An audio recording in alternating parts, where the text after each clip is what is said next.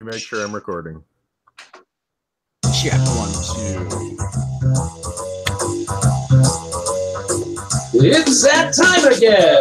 Oh, yeah. It's the Burky and the Badger Board Game Babble Show. It's going to get wild. It's going to get wacky. It might even get a little zany. We're going to talk about board games and the board game industry. And, we might talk about anything else we want to talk about.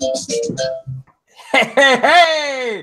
Welcome again, Babbleites, to the Burky and Badger Board Game Babble Show, and welcome to the wonderful kingdom of Babblot. I am your Honorable King Burky, and I'm the host of this elegant, wonderful YouTube show coming direct from Babblot. Now, everybody here is a board game enthusiast, right from your humble king down to the lowest sword polisher. Sword polisher? And the lowly of the slow, the host of the court gesture, Sir Badger the Brave. Oh, hello, everybody. Oh, yes, I am. I should have read that ahead of time, I think. You should have read it ahead of time, because I'm going to change it every time. Oh, no. I might put something in there which makes you put yourself down.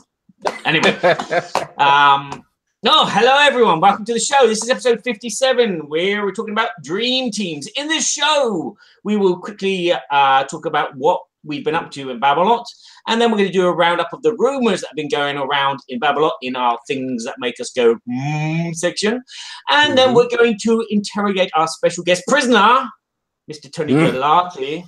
Tony Gullotti from how's it going? How you doing there, my friend? It's good to see you guys. Yeah, we should remove the intercom from the dungeon, I think, Your Highness. So we're going to be interrogating. Well, that's the problem. See, he's one of these guys. He's going to go on that intercom button in the dungeon cell. He's just going to be hammering it. He's mashing the whole thing. Hey, can I get some more water? More bread? All day long. Okay. Drives you nuts.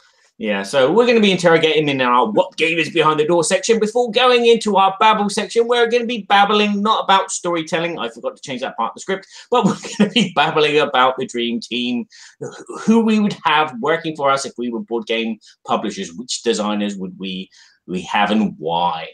So there we go. Without further ado, shall we introduce Mr. Intercom himself, Tony Gullotti. Welcome. Hey. Well, thanks for having me again. No. I really appreciate you taking the time to invite me onto your show, and this is going to be a lot of fun. I'm sure Burky has been prodding you in the back every time he's seen you and say, come on the show, please. Well, it's been a lot of fun getting to know Tony. I've known Tony now. What do you say, Tony? Probably 3 years, maybe 2 years? Yeah, right around 3 years now. We've been doing stuff. Yeah, we've just had such a great opportunity to work with Arcane Wonders, one of our sponsors on the show, and it's just been a real pleasure being able to interact with that company. Whether it's the Sheriff of Nottingham and Royals, Spoils of War, and Tony has been really instrumental in a lot of that promotion. So tell us your official title in the company, Tony. I'm director of sales, so I handle all sales, but then I also do all the marketing, PR, advertising for the company as well. So, yeah, it's quite a job, isn't it? Oh yeah, it never ends. A lot of travel to all the shows and everything too, which is always a blast to see all the fans and show off the new games. And likewise, you're a designer as well, right? Yeah, I've designed a couple games on my own. Co-designed with a college buddy, Joshua Sprung. We did Yashima, Legend of the Kami Masters with Greenbrier Games, and then we also have a couple other games that are signed in various stages now to be produced. So yeah, that's fantastic. Yeah. That's great. Well, Barry, shall we just move right on? First off, we got to talk about what kind of things have been happening in Babblot. Oh, yes. What things have been happening in Babblot? Well, Do you see what I did there? Do you see what I did there? I actually followed the script. Yeah. crowd goes wild. The king should be promoted to the right honorable, higher than high king of kingdomness. High king, accountant, administrative person thingy. Yeah, CEO. Yes. Yeah. Okay. Tell us what's been happening in your realm. Oh, what's been happening in my realm? Well, my part of the kingdom, you mean? Well, I don't know if you noticed, but I walked away for a while. I took a little vacation with the family because it was well needed, last minute jobby. So we unwound for the first time in a long time after all the stuff that's been happening. And I'm feeling zen. That's the word. And apart from that, just the usual kind of work, soundtracks that I'm working on, and also Kickstarters. Talking to Kickstarters, I'm going to introduce you to this little baby, which will be coming out next month, called Neta-Tanka from Le Boîte de Jeux. So be on the lookout. Be on the lookout for videos and demonstrations of how this game works and how it plays later on. Well, probably in a couple of weeks. And then obviously the Kickstarter, which starts at the beginning of May. We're in April. Yes, we are in April. May 5th. So that's what I've been up to. What other musical projects are you working on? Just the same two, Seventh Continent and Chronicles of Crime. So, and they're going smoothly at the moment. I've got plenty of time. I've got until the end of the year. So.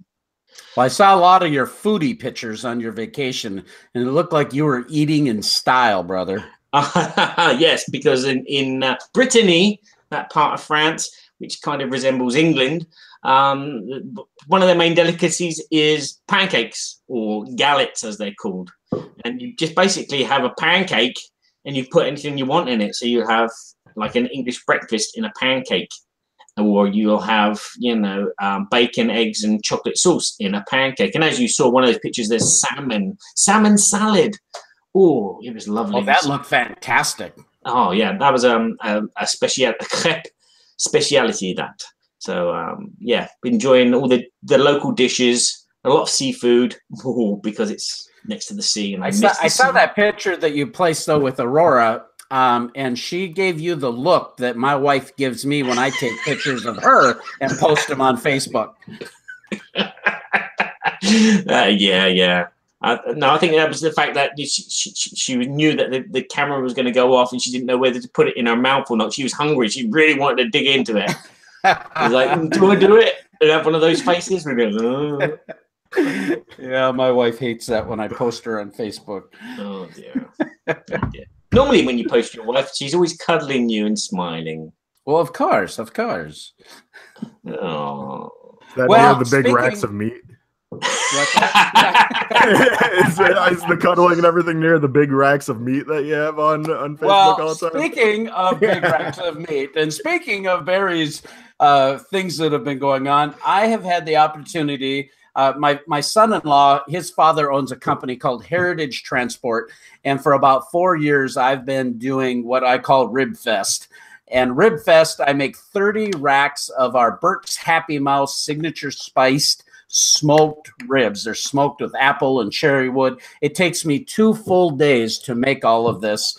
And this year, Tim, the owner of the company, he goes, Burky, I think it was the best ribs you've ever made. But he said the same thing last year. But it's so fun serving these 50 truckers. They have this safety meeting that they have to go to, a compliance meeting. They hate it. It's on a Saturday afternoon. It's like pulling teeth to get these guys there. But one of the gals, she come up to me and she says, if it wasn't for your ribs, I wouldn't come to this meeting. So they're just such a joy to serve, and they look forward to it. And you go to my Facebook page. It's on my personal page, Kevin Burkhardt Smyer, but you'll see some pictures of the ribs and all the folks there. And that was super, super a lot of fun. And other than that, I've just been like crazy, unbelievably swamped doing fulfillment on our game toppers. Ooh, they nearly done then, are they? Oh, it's just been, I've been so excited. We have, this is the part that I've been waiting for. You go through so many different things to Tony, to publish a game, you're going through just an amazing amount of information that people wouldn't ever realize that you go through.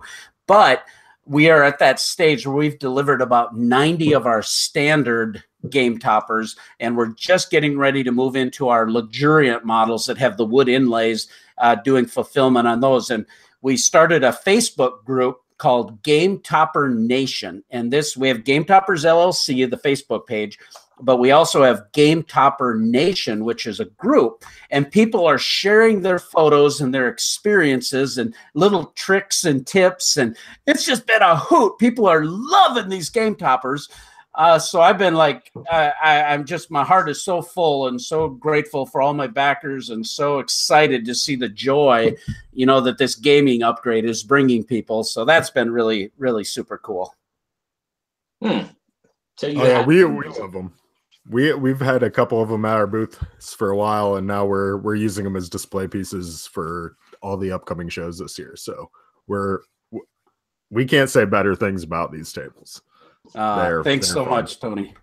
Yeah, I've been so grateful that Arcane Wonders, Tony, Brian Pope, and John have been really gracious to allow us to demonstrate tables. They've actually purchased tables from us, and they've even used them for some of their ambassadors. I mean, it's just been a wonderful relationship, and with so many publishers that enjoy that upgraded presentation of their product. It just gives that overall high quality, classy feel. So I sure appreciate that, Tony. Yeah, I can't say anything bad about them. They're awesome. That's fantastic. So, Barry, Badger, should we move into our segment, Things That Make You Go, hmm? We can do, dear. We can do. We can do that. Things that make us go, Board game news. Burky and Badger reflect on the current events that are happening in the board game industry. Some may be good, some may be bad, but they're all things that make us go,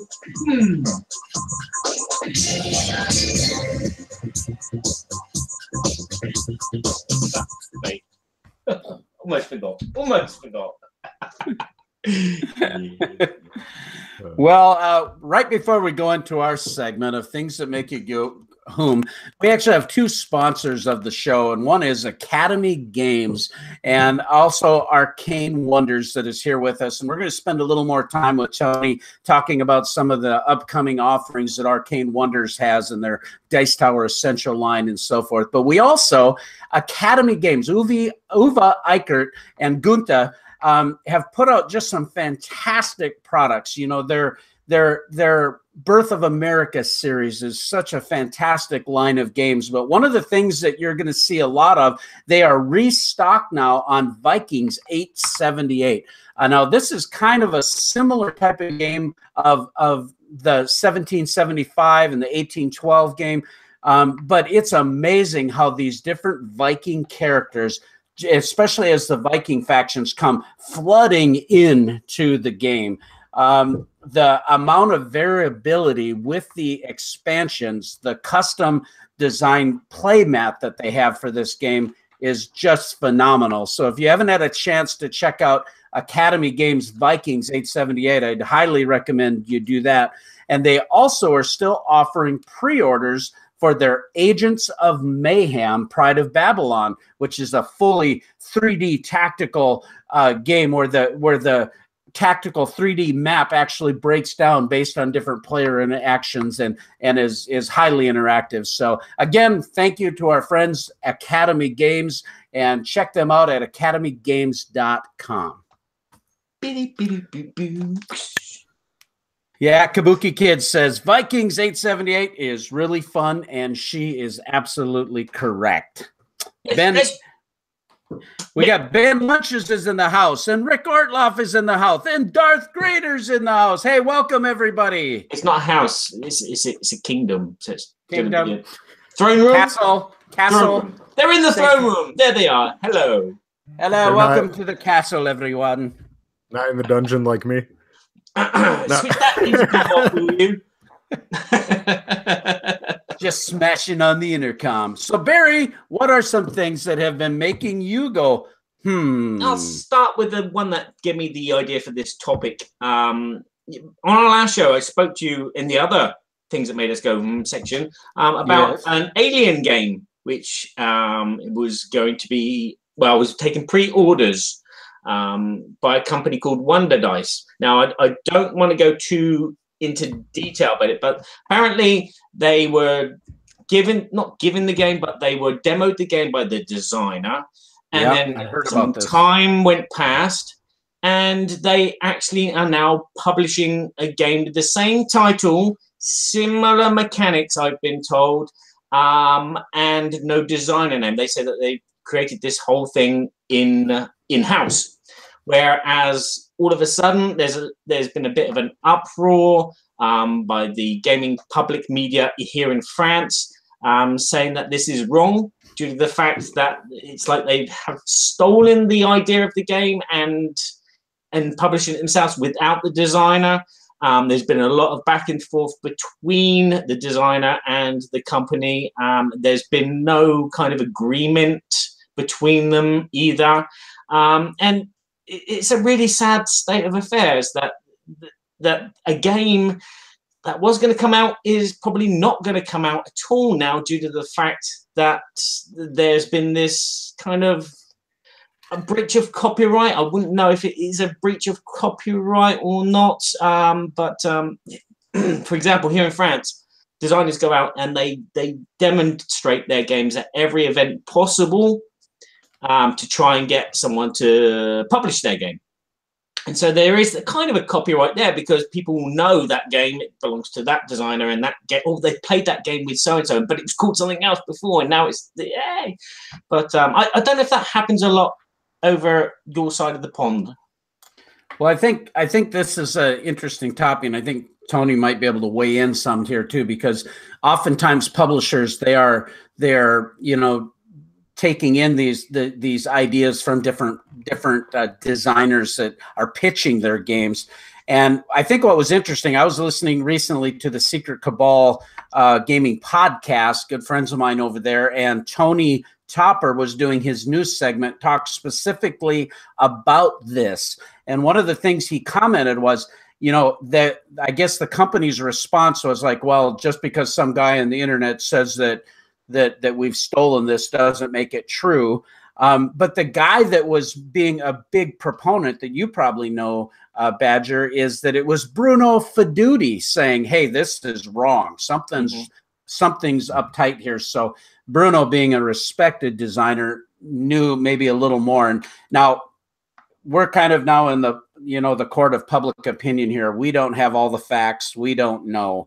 So I'm not making a judgment, but what we're hearing is these kind of rumblings. And how does a budding designer protect their intellectual property in a sense? Tony, you've seen where they do the speed dating, and they pitch this idea, but what if somebody takes that idea and makes a derivative? You can't really copyright those mechanics necessarily. What are your thoughts? Without going into like major legal type stuff, it's the thing is that we have a community of board gamers and designers and publishers. And the thing is that we, as a publisher, we know all the other publishers. Right. I mean,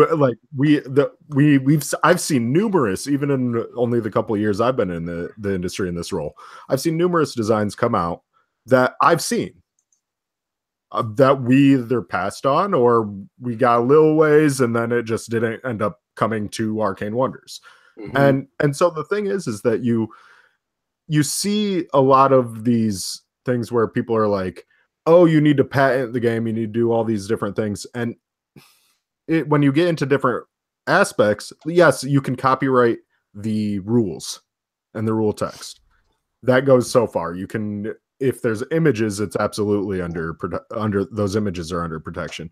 But realistically, this is probably an example of the biggest protection that happens, is that if I come out and I say, hey, I'm making this game, and I show it around for a year in the community or more, and then Joe publisher or someone comes out with that game without a signed contract, then there should be an uproar, because we work on this whole communal aspect where we're trying to make games and provide entertainment.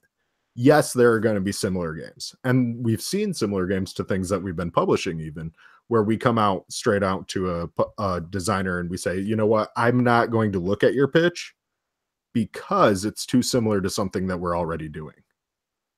Or come out and up front and say, like, we already have that area covered in this aspect. So it's really difficult, and it's a horrible situation. I mean, and I've actually even stepped out of design type pitches where I've been like, look, I actually have a design that I've been personally working on that's something along the lines of some of these mechanics. I don't want any part of this pitch, even though it could be pitched to like Arcane Wonders, and then Brian or John would look at it and review it at that time. There's a lot of there's this courtesy and honor factor in this industry that you don't do that. And I think in a sense, because the community is pretty tight knit, we do self-police in a way. So that, if someone was going to try to do something unethical, our community will know about it, and they generally will respond in a favorable way to the offended party. But, again, this is the court of public opinion too. And sometimes the facts are not always clear. So we always have to be really careful to jump to conclusions. But it's definitely a thing that makes you go, It's a bit disheartening. Hopefully this doesn't happen again. It in any kind of community. I mean, not just board gaming community, but maybe in the digital community where people are actually manufacturing products or anything. And again, music. I mean, someone put a comment, can't they copyright like they do with music? Just mail the music to yourself. Possibly. It's possible. You mail the rules to yourself in the components, and then you've got it in a sealed envelope with a time stamp on it.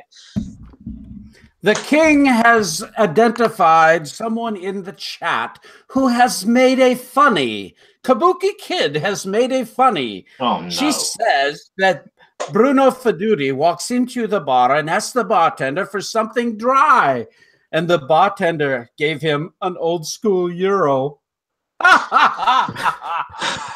Oh man, I'm gonna add crickets on to the soundtrack of that. That was awesome. Are you kidding? That was awesome. That was awesome. That's racist. Burky. That is against Euros. That is. Burky's response to that was awesome. So if you're listening to the Audio Podcast, go and watch the video and watch his response in his nice new office. All right. Well, I have a thing that's making me go and I thought this was interesting, made me go because my friend James Hudson from Druid City Games has recently just been hired by Skybound Entertainment. Now, James Hudson, he's known for some pretty prolific titles. The Grim Forest, an amazing production, had great success with that. He's also done Guardian's Call, which is one of the games I kickstarted. Really excited to get a hold of that. And he has a new game coming up that's called Conjures Up Sorcerer City.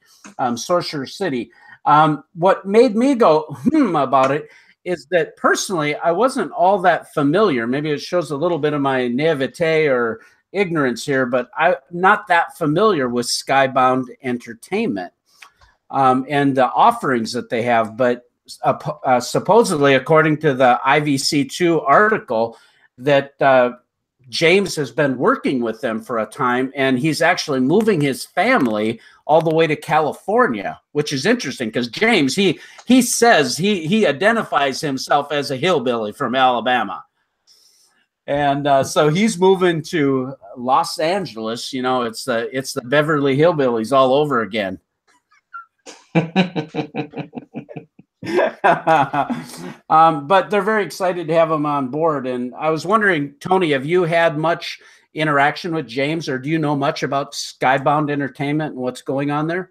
I have limited information about like Skybound Entertainment directly. I know that they have The Walking Dead. I believe it's the graphic novel series that they do. I don't quote me 100% on that, but I know that that's one of their titles. They also do the one that James has actually kind of been working on recently, the Court of the Dead, I think. Okay. It's on Kickstarter right now, but he's been he's been working with them on the Kickstarter management on that side. I know they've also been doing fulfillment of the Grim Forest for him, and I believe they have another game as well.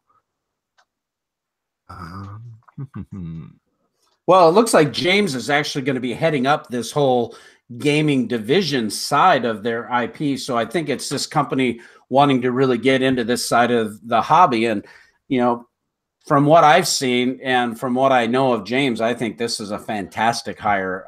James is a solid guy, and he does a ton for the community. I love the fact that he does a lot of content to provide information to the community. He's been doing it for years, giving back to the community in that light, plus producing games. So I think that's a really exciting move for them.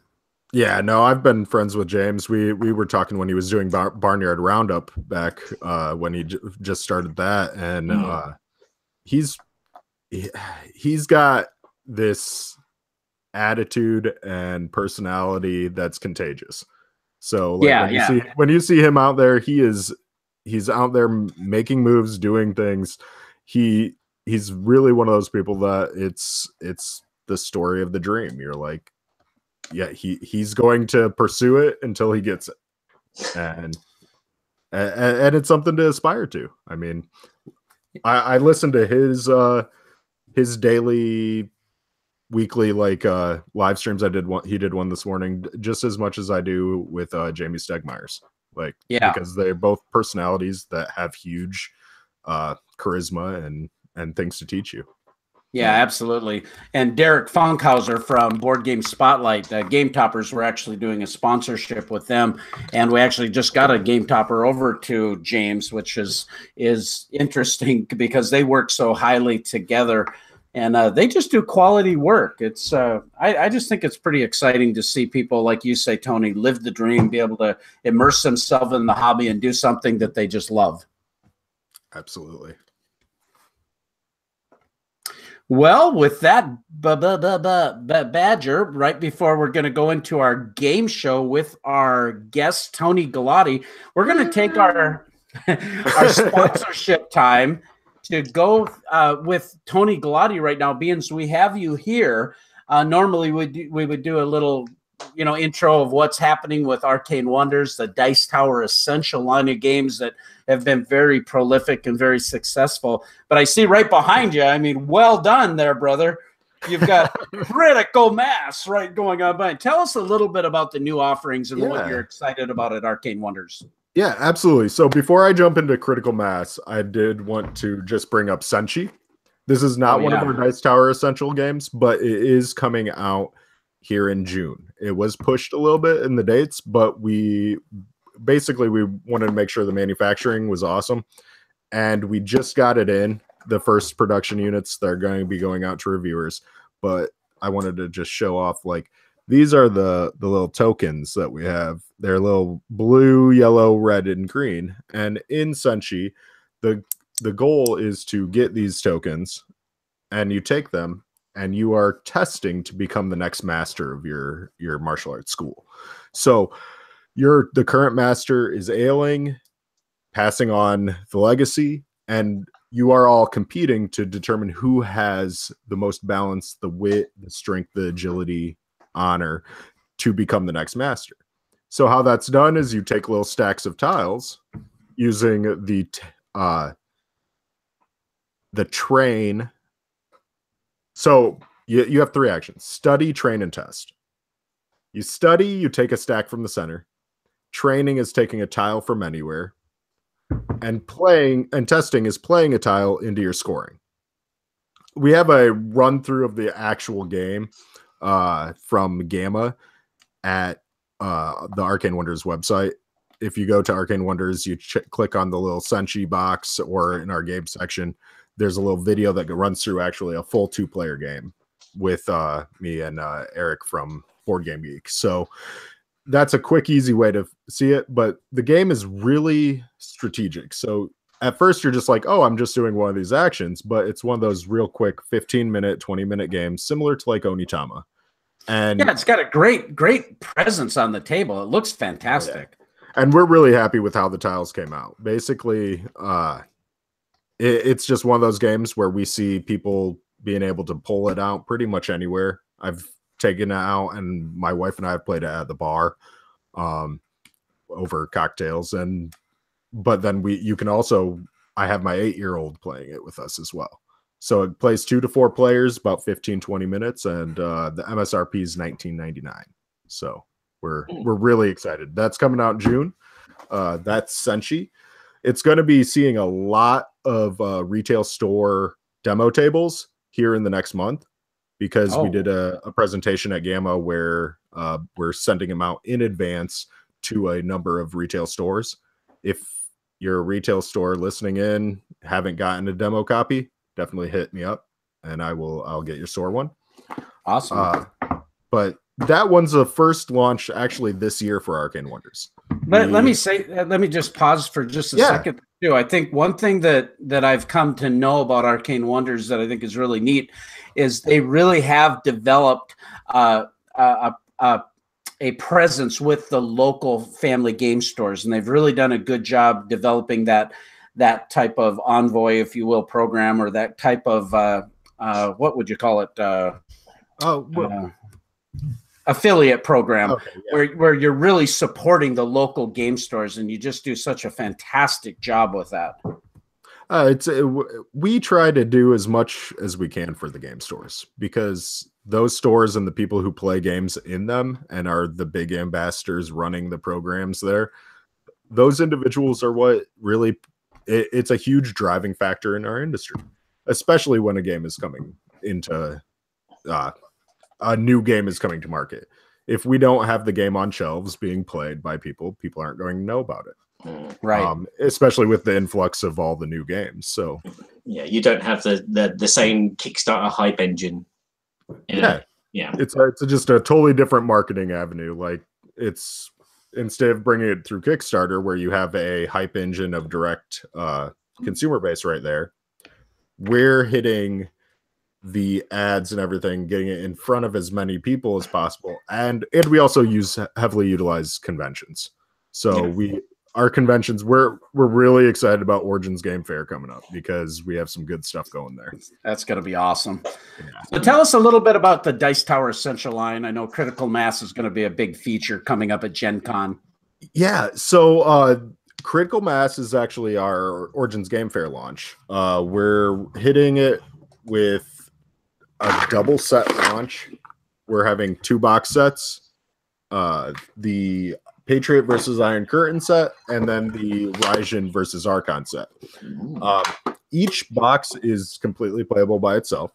It's a 2-player game where you're controlling mechs in mech-to-mech hardcore blast 'em up combat.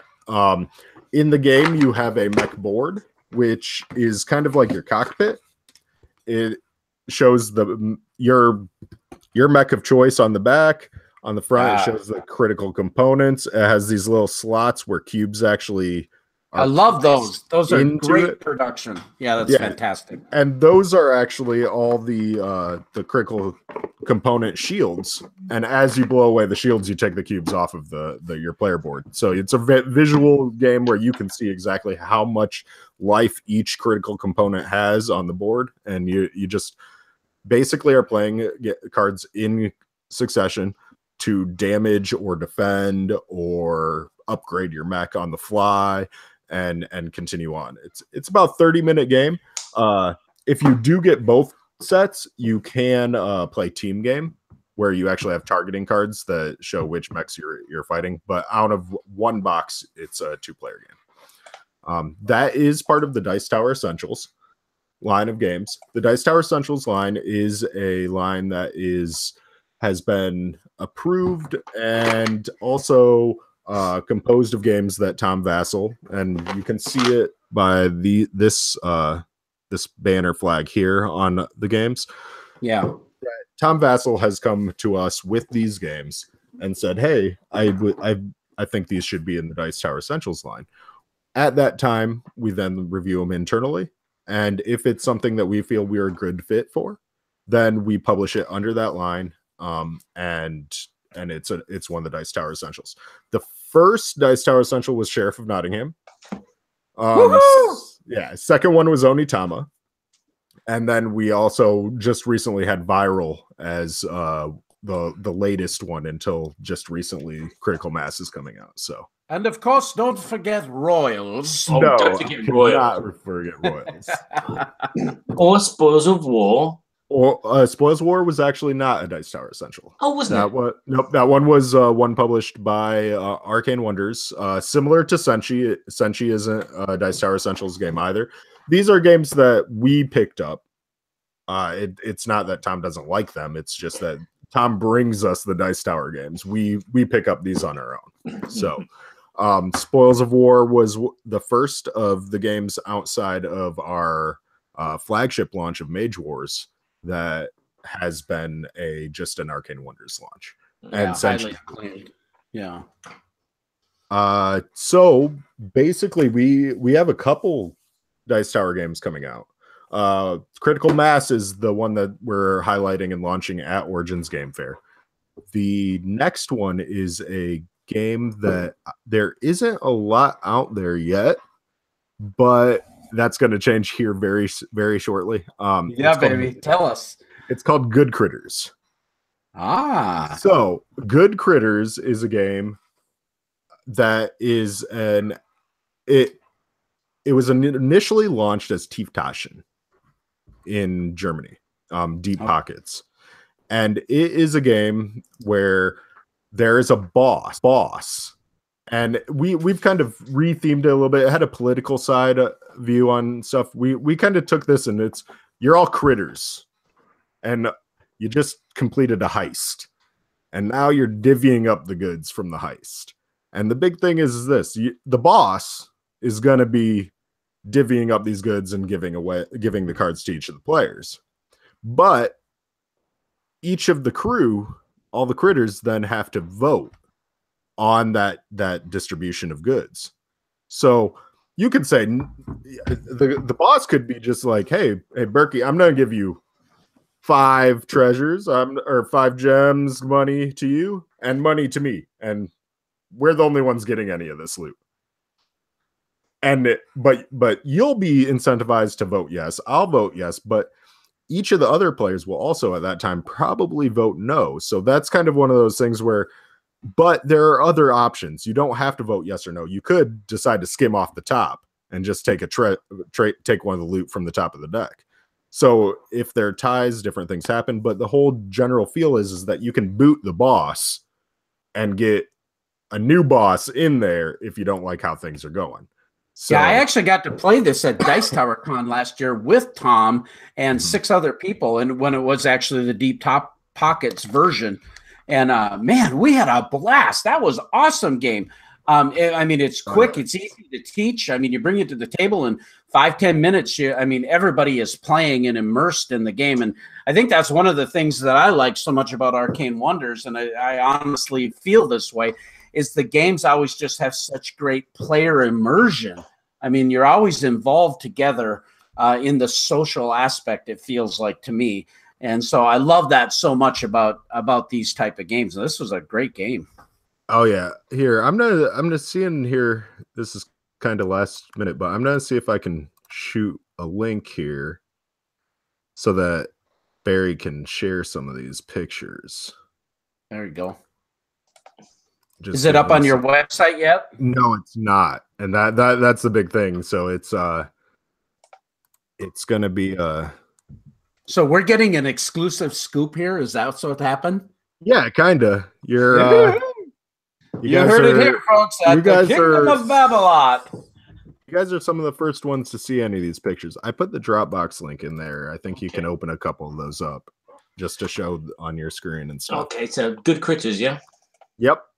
Good critters. What else you got coming? Can you give us one other little sneak, quick peek? Yeah, so Good Critters is going to be Gen Con. We're also coming out with the Ruby Combat Ready game. The Kickstarter. The Kickstarter we helped design for Ruby, for Rooster Teeth, and it's based on the Ruby anime series. And we're really excited about that. That's coming along real well. The manufacturing is all going right now, and we're going to be sharing a lot of that soon through Rooster Teeth. So we're coordinating with them, and they have a whole bunch of updates coming and exciting things overall to show off. And then we do have 4 additional Mage Wars Academy mages coming this year. It's going to be towards the end of the year. They're going to be spaced out a little bit. A couple might end up hitting closer to the beginning of 2019, but those have been in the works. Our playtesting team has finalized it for the most part now, and we're just about ready to roll those out as well. Yeah, so we've got those ones. Are Good Critters is the one that hasn't been shown off yet that we're getting ready to come out with. That's a Dice Tower Essentials game. Critical Mass is launching at Origins. Senshi is launching just before Origins, but right around that time frame. And then and Ruby as well at the Gen Con period. So that's kind of the next few months. It's been pretty hectic. We've been getting things going. We like putting a lot into each game we put in. So the whole thing is that we want to really make sure that the experience, the quality, the components are all top notch and what our fans want. So yeah, that's one thing. I know you've had a lot of hand in, creating and helping with the rule books and overall development of the product marketing. But I've also noticed a really significant commitment by Arcane Wonders for the art assets. I know Brian is very, very particular about those, and I know you guys are as well. So that's one thing I love about Arcane Wonders. You guys always do such a fantastic job with that. So, well, with that, let's go to our segment. What game is behind the door? The moment you've been waiting for. Welcome, everybody, to What Game is Behind the Door.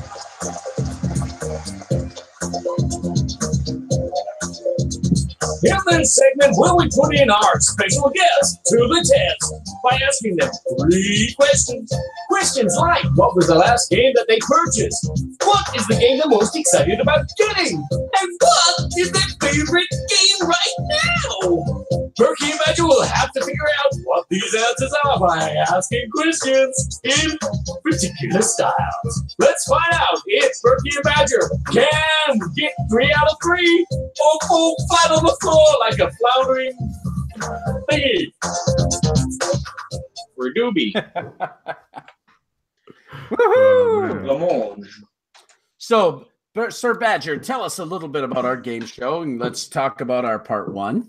Yeah, so here we are down in the dungeon. We've managed to disconnect the intercom now. Oh, thank God. Yeah, that was annoying. There's nothing worse than sitting on the throne and you can hear someone else's voice. Exactly, sir. Exactly. We have I must get one installed in my throne room, though. Yeah. Can someone send me some tea, please? I'm out of paper. Anyway, yes. So we've had a very naughty person in our realm. Yes, very naughty. Oh yes, he was the head chef at one of the bakeries in the village, and he burnt the king's buns. Oh no! So now he's off with his head. Yes, our king is generous, aren't you, Burky?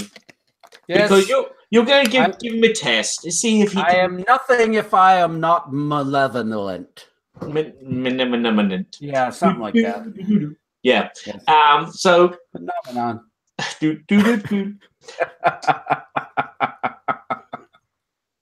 So we are going to interrogate him with 3 questions. If he can stump us on all 3, he is an evil genius, and he will stay there for a bit longer. But if we can guess them, maybe we'll let it shorten his sentence.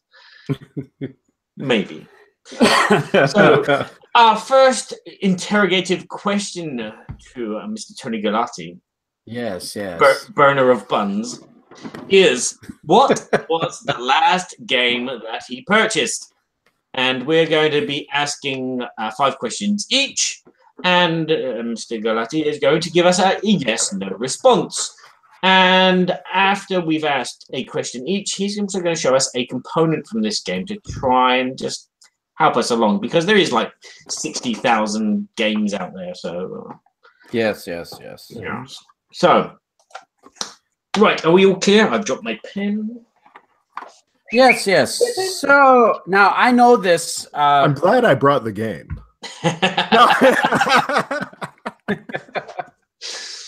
I have a sense that Sir Tony Gullotti, he has no need to buy too many games because he's quite immersed in the hobby. But we shall see what's gotten his dander off. Yes. Okay. So switch off the chat. We're not looking at the chat. So if we don't answer your question, I gotta switch off because we are not going to cheat. I want to, but I shall not. I have minimized the chat, and now I'm looking at just both of you, adorable creatures. Ooh, you were going to do you were going into your Trumpy there, weren't you? Huge. Believe me when I say this is going to be the most luxuriant question we've ever asked. Believe me when I say. Is it got something to do with trains? So, what's your first question? Is there a question? Or I hold something up? No, we ask questions first, and then we'll let you know. Oh, let me know. Okay, is it in? Wait for it. A Ticket to Ride sized box. He's got the game there, and he can't. Yeah. Yes, it is. Okay, so it's okay. Standard Ticket to Ride books. Standard, cool. Oh, okay. Or thereabouts, like somewhere in that, right in there. Pretty standard 12 by 12. Yeah. Got it. All right. Badger. Okay, my question is, is this a game that's been released in the past 2 years? That's my standard question now. Okay, let me see. He does not know. That tells you how long it was ago that he bought this game. No. It's not recent. Wow. Not in the past 2 years. Not in 2 years. That's good. Because then my knowledge is a bit more. Okay, it is now that Tony will now show us a component from the game, and we will describe it to you audio podcast listeners. Do you want a good one, or do you want to reveal it? Okay, it's a sand timer with black ends and white sand. So, any ideas, Burky? I'm gonna have to pass on that one. Kitchen Rush is recent, so I'm not gonna say Kitchen Rush. I'm gonna say Code Names. No. Okay. No, Question number 2. Question number 2. Is this a worker placement game? No. Okay. No. Okay. With a sand timer. Okay. Is this game a quiz game? General knowledge quizzy game? No. Okay. I should have said ambience game. Doesn't matter. Anyway, component number 2. It's a ball. Orange ball. It looks like a little orange ball that almost looks like a basketball. Can you show me the last component again? Plastic. It's wood. It's wood. Oh, it's wood. It's a wooden ball. Can you show me your last component again, Tony? It's the sand timer. The sand timer. Okay. Sand timer and wooden ball. You've never seen a sand timer before, old timer, no? Yeah, I wasn't paying attention. Didn't used to wear one. We all wear them in our realm here in Babblot. Okay. This is the last game that he bought, and it was in a Ticket to Ride box. Do you have a clue, Barry? I'm thinking more of like a magic. He bought not a game, but a magic show with lots of cards and tricks. I know what it is.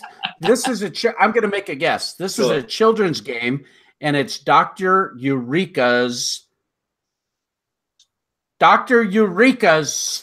thingy by Blue Orange Games. I don't think it is. It's not. What's the name of that game? Dr. Eureka's. It's just called Dr. Eureka. I thought it was something. Okay, that's all it is. That's a good guess. I thought that one was going to come out. Yeah. Okay. Well, there you go. Yeah. If you show us a test tube, yeah. And again, there's no orange balls in that. So no orange balls. Oh man, what kind of balls are there? There's purple, green, and red. Okay. So question number 3. Is this a party game? No. That's what the word I was looking for, not quiz party. Is this a children's game? Yes. Right. Okay. See, Tony's got a couple kids at home, so I get that. Okay. So we're probably talking Haba or something. Okay. How old are his kids? Do you know? Yeah, I think he has a boy and a girl, adorable kids. They're probably about 8 and 6. Would I say? Am I right about that? Right in 8 and 5. 8 and 5. Okay. So So component number 3.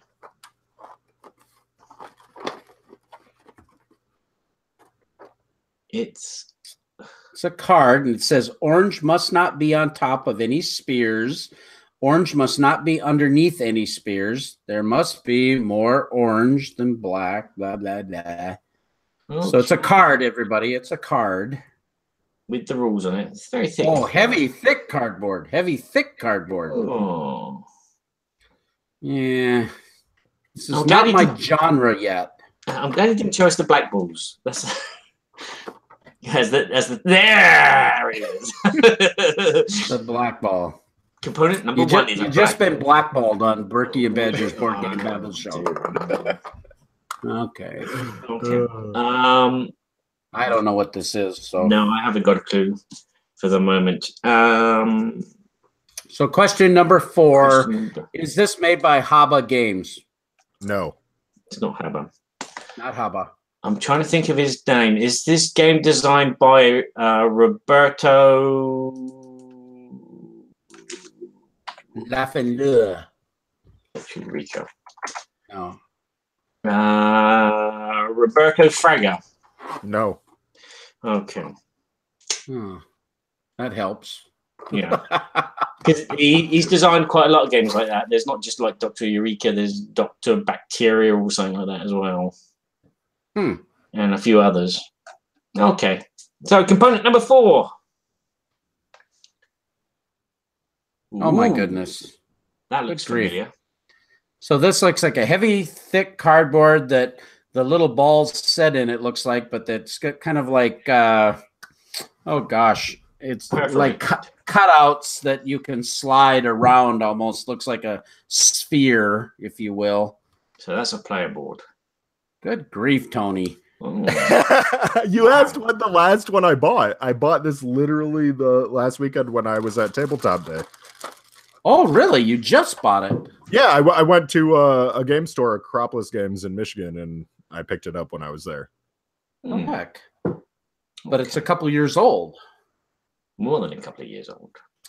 Yeah, I don't have a clue, Barry. Do you have any ideas? The chat guessed it. The chat have guessed it. Oh, okay, we've been beaten by Kabuki. What did it? So we have one more question. I don't think it's going to do us any good, but they're discussing whether or not it's actually a kid's game. Ooh. Oh. So you misled us. So there's an asterisk behind this question. Okay. Yeah, I just don't have a clue. It's okay. Is this an American publisher? No. Okay.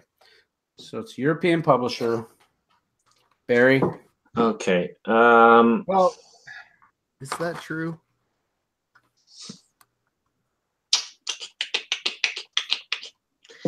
A quick research on Board Game Geek. Board Game Geek. Go to boardgamegeek.com and get all your board game information. Thanks, Scott. You're a star. No, it's not US. I didn't think it was. It's not. Okay. Okay. Is this game based on science? No. Okay. Jeez. Okay. Number 5. Stumped by a kid's game. Component number 5. This isn't going to help you at all. Just what we need. The cards. Oh no.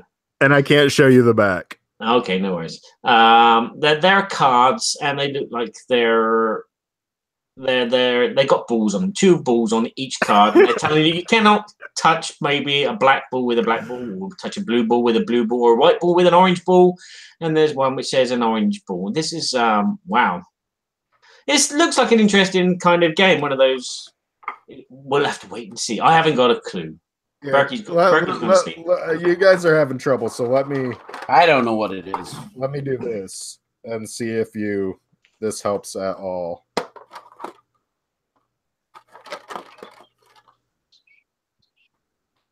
Yes, not ingenious. I can't.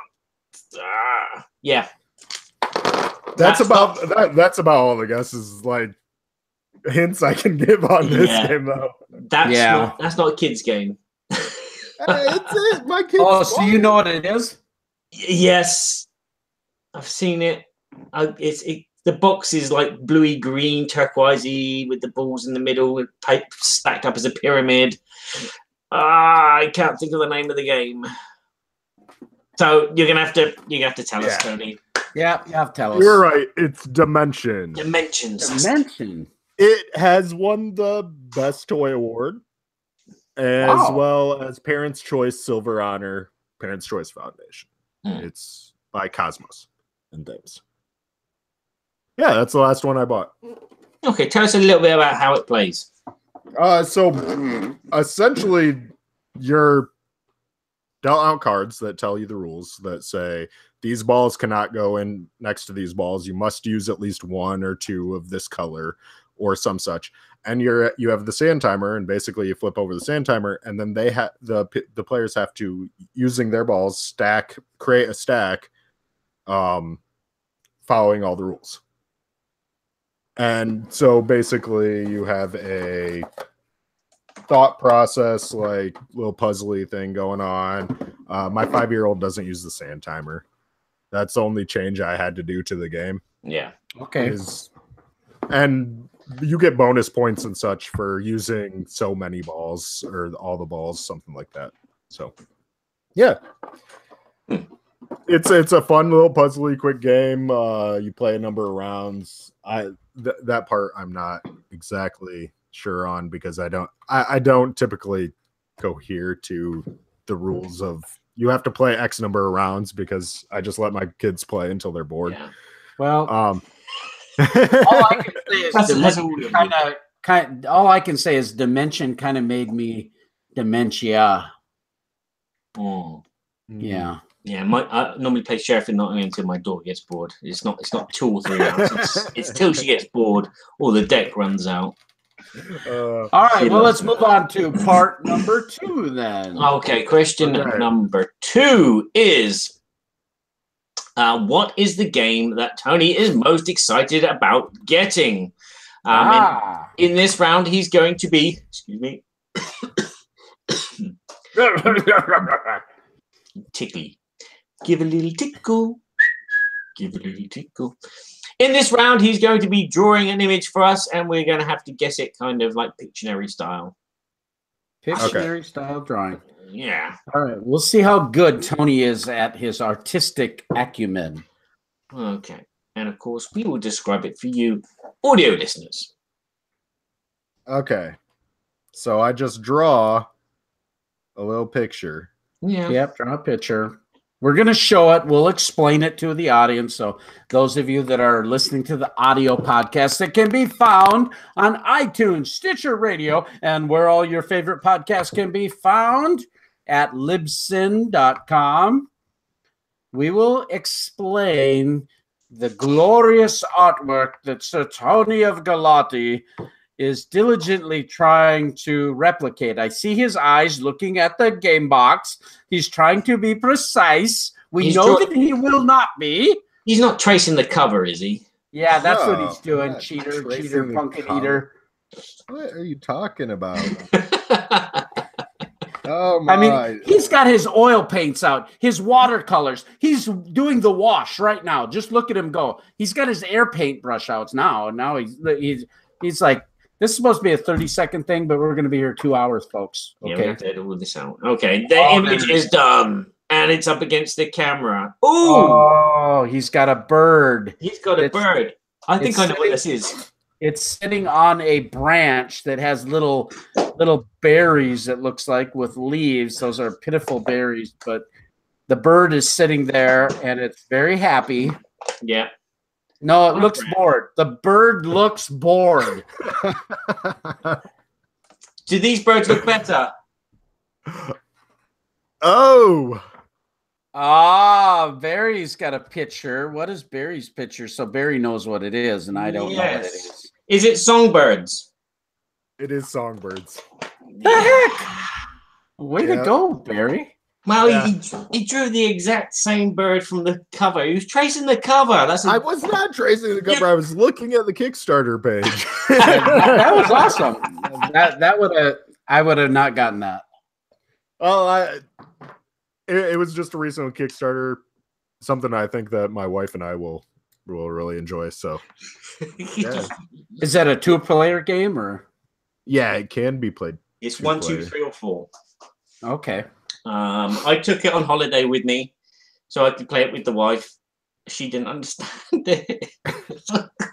It's such a simple game, and she didn't understand it. I'm like, no. That's why I looked at, like, my wife's not a huge gamer, but she plays Battle Line and Lost Cities and love those games. Yeah, so she loves Patchwork and like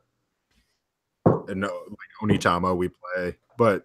So this looked like one that'd be pretty good. Yeah, it is good. It is good. Splendor too, so it was kind of one of those things. My wife loves Splendor, and I thought she'd like this, but she just couldn't get her head around it. I don't know if she's in holiday mode, but yeah, it's a game where you're creating a forest with all the other players with these birds, and each bird has a value 1 to 7.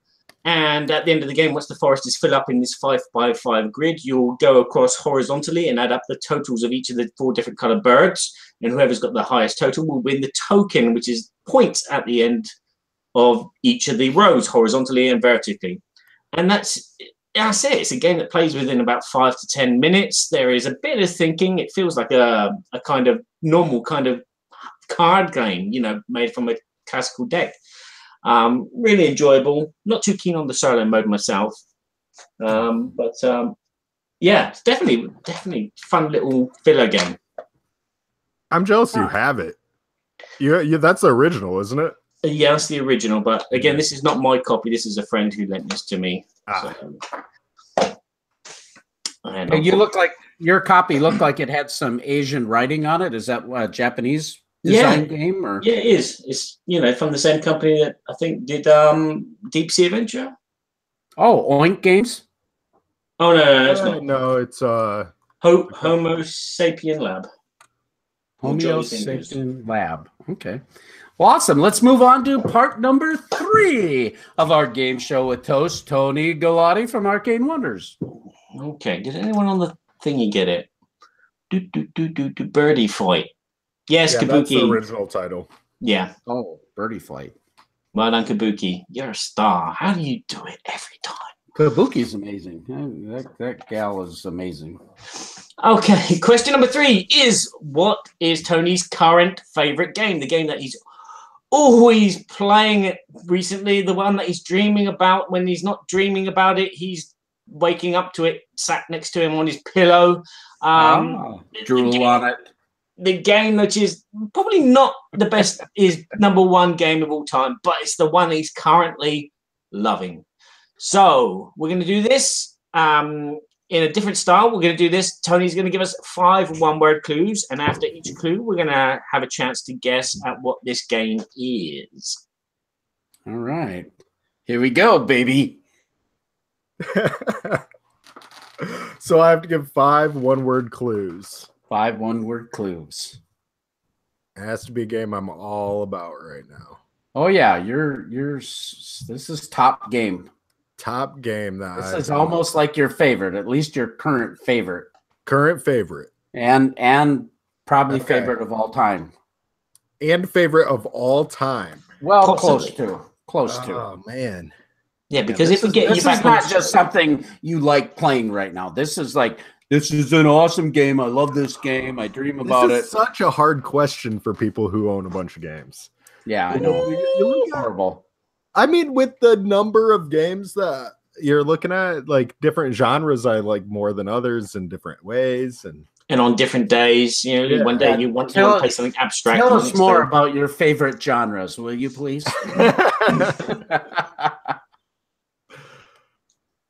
Because we're 1-1 now, guys. We're 1-1. I mean, Barry, come on, we can win it. We can win it. We have a chance still. I'm warming up my something or other. I'm warming up too.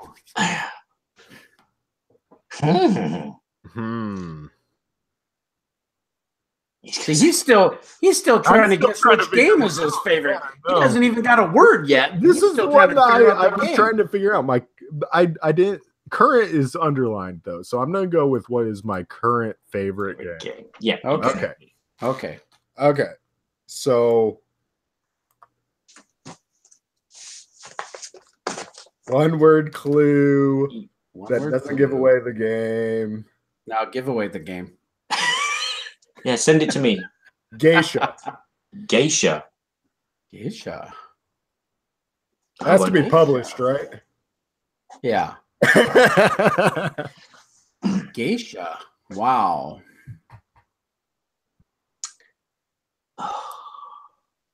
I will pass. Well, I'll just say Onitama. No, that would have been too easy. Yeah, I know. All right. Second word. Okay.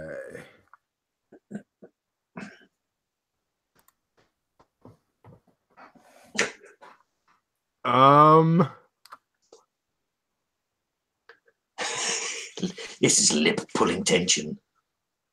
I'm actually looking up words right now for this game because I'm oh, he's being very cryptic.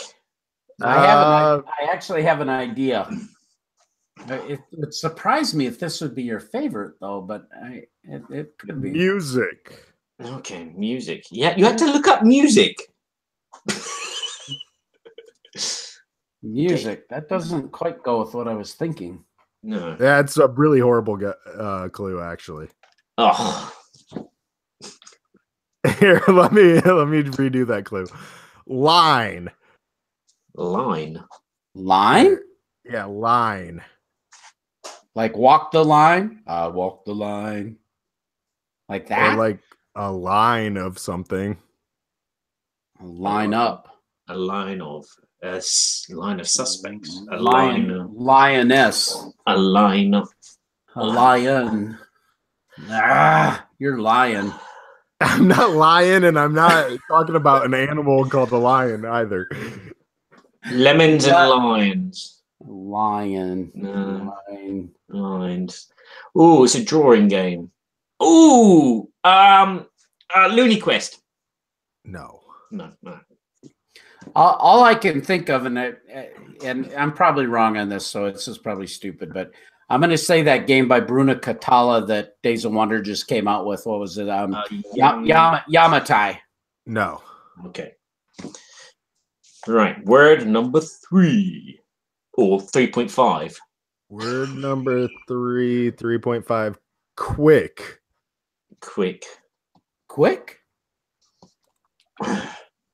Tony's very quick. So it must be a quick. It could be a quick playing game.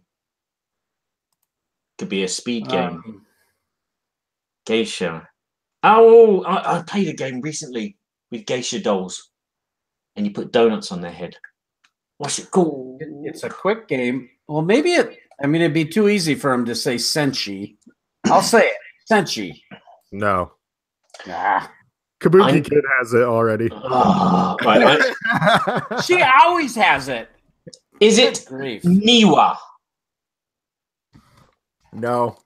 Oh, because that's got geisha dolls and they go in lines, and it's a very quick playing game. There's this game. Well, I've already said my guess, so give us one more clue. But I know there's this other game that has an Asian theme, and it's like what's that game? You know, you put the card up on your head.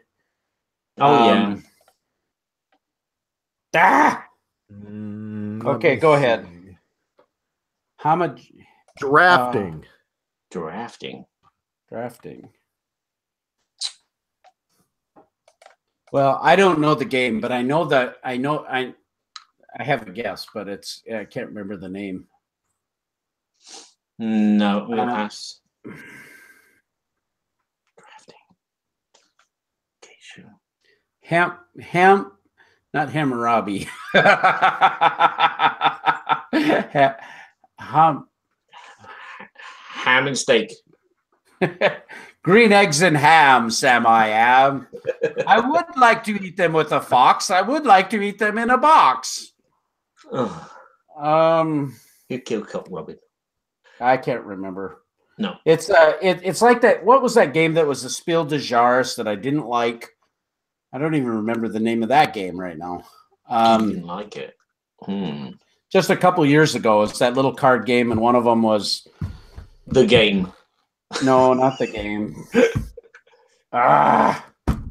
It's kind of like that. I can't remember it though. I can't remember the title. I think you have it. I think I'm. I'll look it up. Go to Google. Don't like Hammurabi. Spiel des Jahres winners. Hammurabi. No. Hanabi. Not Hanabi, but it's like that. It's like that. I hate Hanabi, but it's like Hanabi. Hammurabi. Hammurabi. It's an N. What the hell it is? N. Here's my clue. N. N. Ham. Han. Is in Solo. He's a Hammurabi. Oh no. Does this help? Koji. Hamakaroji. Hamakoji. Hammer time. It's hammer time, baby. It's hammer time. I don't know. It's Hanamakoji. Hamakoji. It's by quick, simple, fun games. Okay. You are playing cards. There are 5 geishas in a line. Yeah. Okay. Yeah. You have cards that you're putting down that will give you different cards. So, like, basically, you're placing cards according to 4 different actions that are shared between the other players. So one of them might be like you put down 2 cards and your opponent puts down 1 of the cards and you give them that card. Or 2 and 2 split. And then the people who have the highest number for each geisha scores that geisha score. And your goal is to get like 12 points. Okay. Can you spell the game for me, please, Tony? Huh? Can you spell it for me? HANAMIKOJI. Oh yeah, I got it. 2013. I play that all the time. Okay. What do you like about it? Oh, Kabuki Kid got it. The games are quick. It's very fast paced, but there's a lot of strategy in your moves. So like basically you have a few number of moves that you're really playing off of and kind of going that way. Okay. Yeah, I'm a big fan personally of Lost Cities battle line type games where you have a line where you're going head on head against a player and you're kind of as long as you have good choice, like decisions that actually make a pretty impactful decision making in the game, like not just like, oh, this is the obvious choice always. I like things where you have a lot of options, you have some thinking to it, and but I do like the line based games. They're just yeah, I love Battle Line. It's one of our favorites too. But it looks like it has really great artwork on it. Yeah, it's a cute, it's an attractive, small, simple game. You can take it anywhere. Yeah. Current most favorite. Wow. Yeah. All right. Well, good job. Tony Gullotti has come into the Council of Babblot and has stomped us 2-1. Oh. Despicable. Well, let's move on to our next segment, shall we, Sir Court Jester? Yes. You're not going to pass a sentence. You're not going to, like, give him crumbs from... Yeah, give him something, but not much. Okay. I'll give him some food for thought. Give him another piece of bread. And could you install a shocking device into the intercom that he keeps pushing? Yes. I'll send him one of my wife's cakes as well, because they're normally burnt to a crisp as well. Yes, and then when he pushes the button, the burnt cake will come into his cell. Yes. We will condition him to eat these burnt cakes. Like a rat test. Yeah, okay. All right, well, we're going to go into our Babble topic. Bing. Bing. Speakers are going to sleep. Live podcasts. Was there supposed to be music? Yeah, it's coming. It's coming. Now it's time for the Babble, Babble, Babble, Babble, Babble, Babble, Babble, Babble, Babble, Burky and Badger's board game Babble. Just like that. Script. Here we are, the board game Babble. I tell you what, we're going to be talking about the dream team. So we're talking about who would be your dream designer team if you were publishing a game. Now, Tony Gullotti is a designer. He's also the director of sales for Arcane Wonders. And so he has a lot of experience in this type of thing. And I think it's going to be an interesting discussion to find out what type of games and designers, all of that you like to put together as your dream team. So those of you that are in the chat, feel free to join in that discussion. Those that listen to the show live or listen to the show on iTunes, we'd love to hear. I think, Barry, if you could put up a poll in our Board Game Geek Guild 2248, we can put up a poll of some of your favorite designers, favorite publishers, something like that, that will allow you to interact with us regarding who would be your dream team. So with that, Barry, go ahead and lead us into this discussion. Where do I start? This bit. Clear the voice. Straighten the tie. Okay. Oh, nice. Yeah, thank you. Thank you. Yes. Yes, I know that. So here in Babblot, the babbling and rumor mongering going amongst all of the people in our wonderful kingdom has been about, what would you do if you were a publisher of board games? Because everybody in Babblot loves board games. Everyone talks about board games all the time, and people have been just babbling about what kind of team of designers would they have in-house if they could. And they've also been talking about what is the best way to create a good game. Is it a game that needs an IP, or is it a game that just needs to have very simple mechanics, or is it a game that just needs to be completely out of this world, different, with different themes and different ideas? So we're going to talk a tiny little bit about publishers. And we're going to be asking what do publishers look for in a game design before later on going in and listing our top 5 designers we'd love to have working for us? So what do you think publishers, well, Burky. Burky's gone. He's gone to the throne. So, Tony. Yes. As someone that works for a real publisher, what are the kind of things that you look for in a game design when it's pushed under your nose? I mean, obviously, if Tom pushes a game under your nose, you've got no choice. Wow. We have a choice. It's more,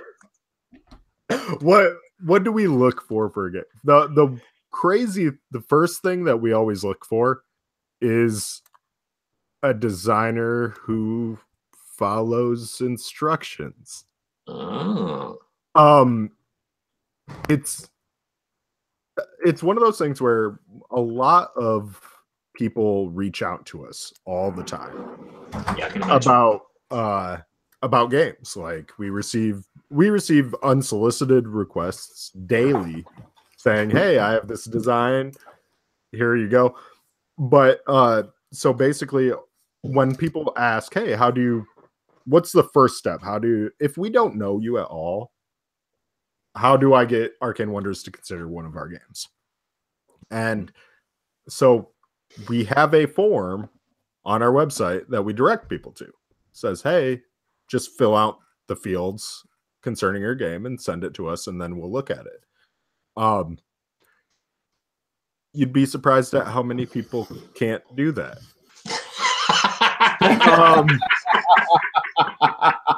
So that's a big thing. Like the things we ask for on there are the requirements for us to consider you. Okay. So if we ask for a short video just with a, "Hey, this is what it's like 2-minute iPhone video going, "Hey, give me an idea, a couple pictures of the game," and you don't provide the video or you don't provide a picture of the game prototype or anything like that, your game doesn't even get to the table. Yeah. Do you believe that the designer's probably worried about copyright, like we were talking earlier on?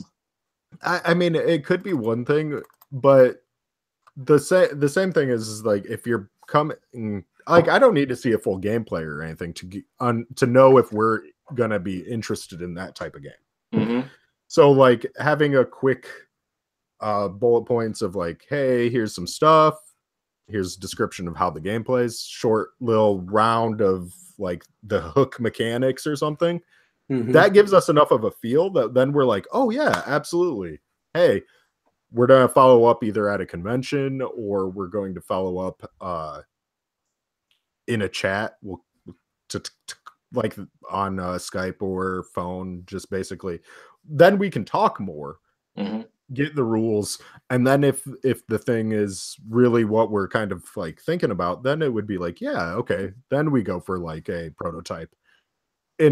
And that's it's just like going from a cold solicit to I'm not providing you with the information that we request. That's where the biggest hang up always is. It's Do you prefer a face-to-face interaction on a presentation, like those, speed dating type of things, or would you prefer to kind of weed them out via electronic digital correspondence?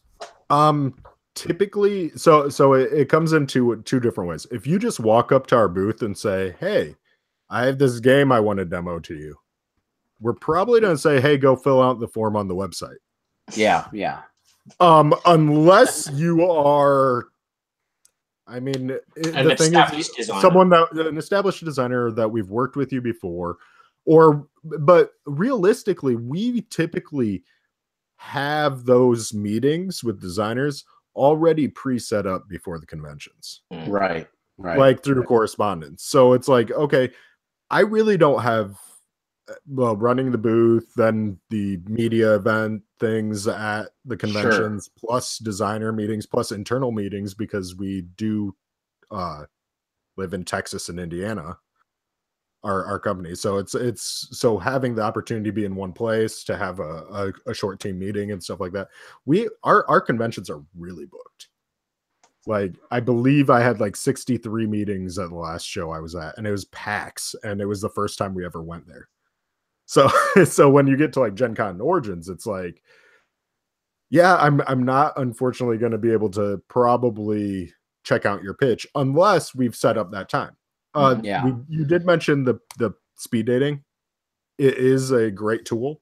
We've picked up games from speed dating events, and we attend speed dating events when it's opportune for us. And for those of you that don't know what a speed dating event is, basically a designer gets this little 2-minute or 5-minute pitch with designers and publishers. Publishers look at it really quickly, yay or nay, and then they move on to the next, and they hit, 10 or 20 people and, in a very short amount of time. Yeah. Yeah. So like basically we have, there are a lot of options now that didn't exist a couple years ago for people to get in front of publishers.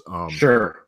So it's one of those things where doing a little bit of research on the publisher and seeing, okay, having hey, I have a few games that I feel fit within your portfolio, or a game I really feel fits within your portfolio.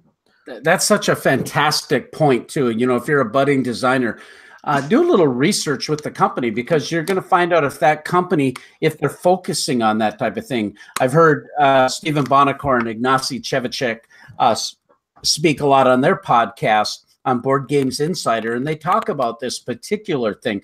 Do a little research so you're not just spinning your wheels or wasting the publisher's time. And then due diligence to try to set up an appointment so that you're respecting, that publisher's time, because they're getting hit up by everybody, right, Tony? Oh yeah, it's daily. Well, it really is daily that we either are being approached by new designers. The funny thing is this: you don't even like publish or designers who've only designed like, I don't know, a handful of games, like 3 to 5 games. They have a little bit of a name. People kind of know who they are. Those publishers or those designers typically aren't cold calling you. Right. Those publishers have established some connections at different companies, and they reach out to those connections. And then what happens a lot, and it's happened a number of times, is I go, you know what, that game isn't my style, but hit up Stephen Bonacore or Uwe Eichart, and I've done that and said, hey, these guys, and I've actually introduced designers to different publishers and said, hey, I think this might be in your wheelhouse if you have some time to give them. If not, here's the info. And I think that goes again to speaks to our community that is very helpful to one another to help bring great products to light. Oh yeah. And there are a lot of events too, like where I got started, because before I worked for Arcane Wonders, I worked briefly for Greenbrier Games. And the way I got into that was through attending Protospiel events. Oh yeah. And so I went to a Protospiel in Chelsea, Michigan. Went to that event with my prototype, got a lot of feedback, but I also had both Arcane Wonders and Greenbrier Games play the game there. Okay. No, I'm mistaken. Arcane Wonders played the game there. Then I actually met with Greenbrier at the next event, which was either at Origins or Gen Con.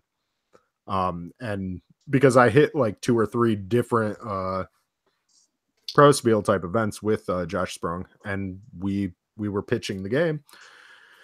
And then we did some demo work at the booth at Greenbrier afterwards when they published it. And then I was offered a sales position through doing that with them. So the thing is that our industry is very much you get your foot in the door. And once you have your foot in the door, you start to, Kevin knows this. Both of you guys know this. Once you get your foot in the door, then all of a sudden you know everybody and you're all friends. Oh yeah, and everybody's having a great time at these events and everything. Yeah. But it just takes getting that initial step in. I mean, we were talking about James Hudson earlier. Yeah. I mean, it's a prime example. He was a couple of years ago, nobody in the industry knew who he was. But he came in, got to know people, made a wave. If he was a designer, I'm sure he'd be doing successful in that aspect as well. Another one, Daryl Andrews. Oh yeah, Daryl's awesome. Sagrada was a huge hit now, but like he did a lot of design work for IDW and a number of companies before just this recent Maple Games announcement and everything. So it's it's like, but the thing is he got out there, he did all his stuff, and now he's a big name. And I see that as the thing. Like, figure out kind of what you want as a designer. Like, do you want to be a publisher? Do you want to work with a publisher?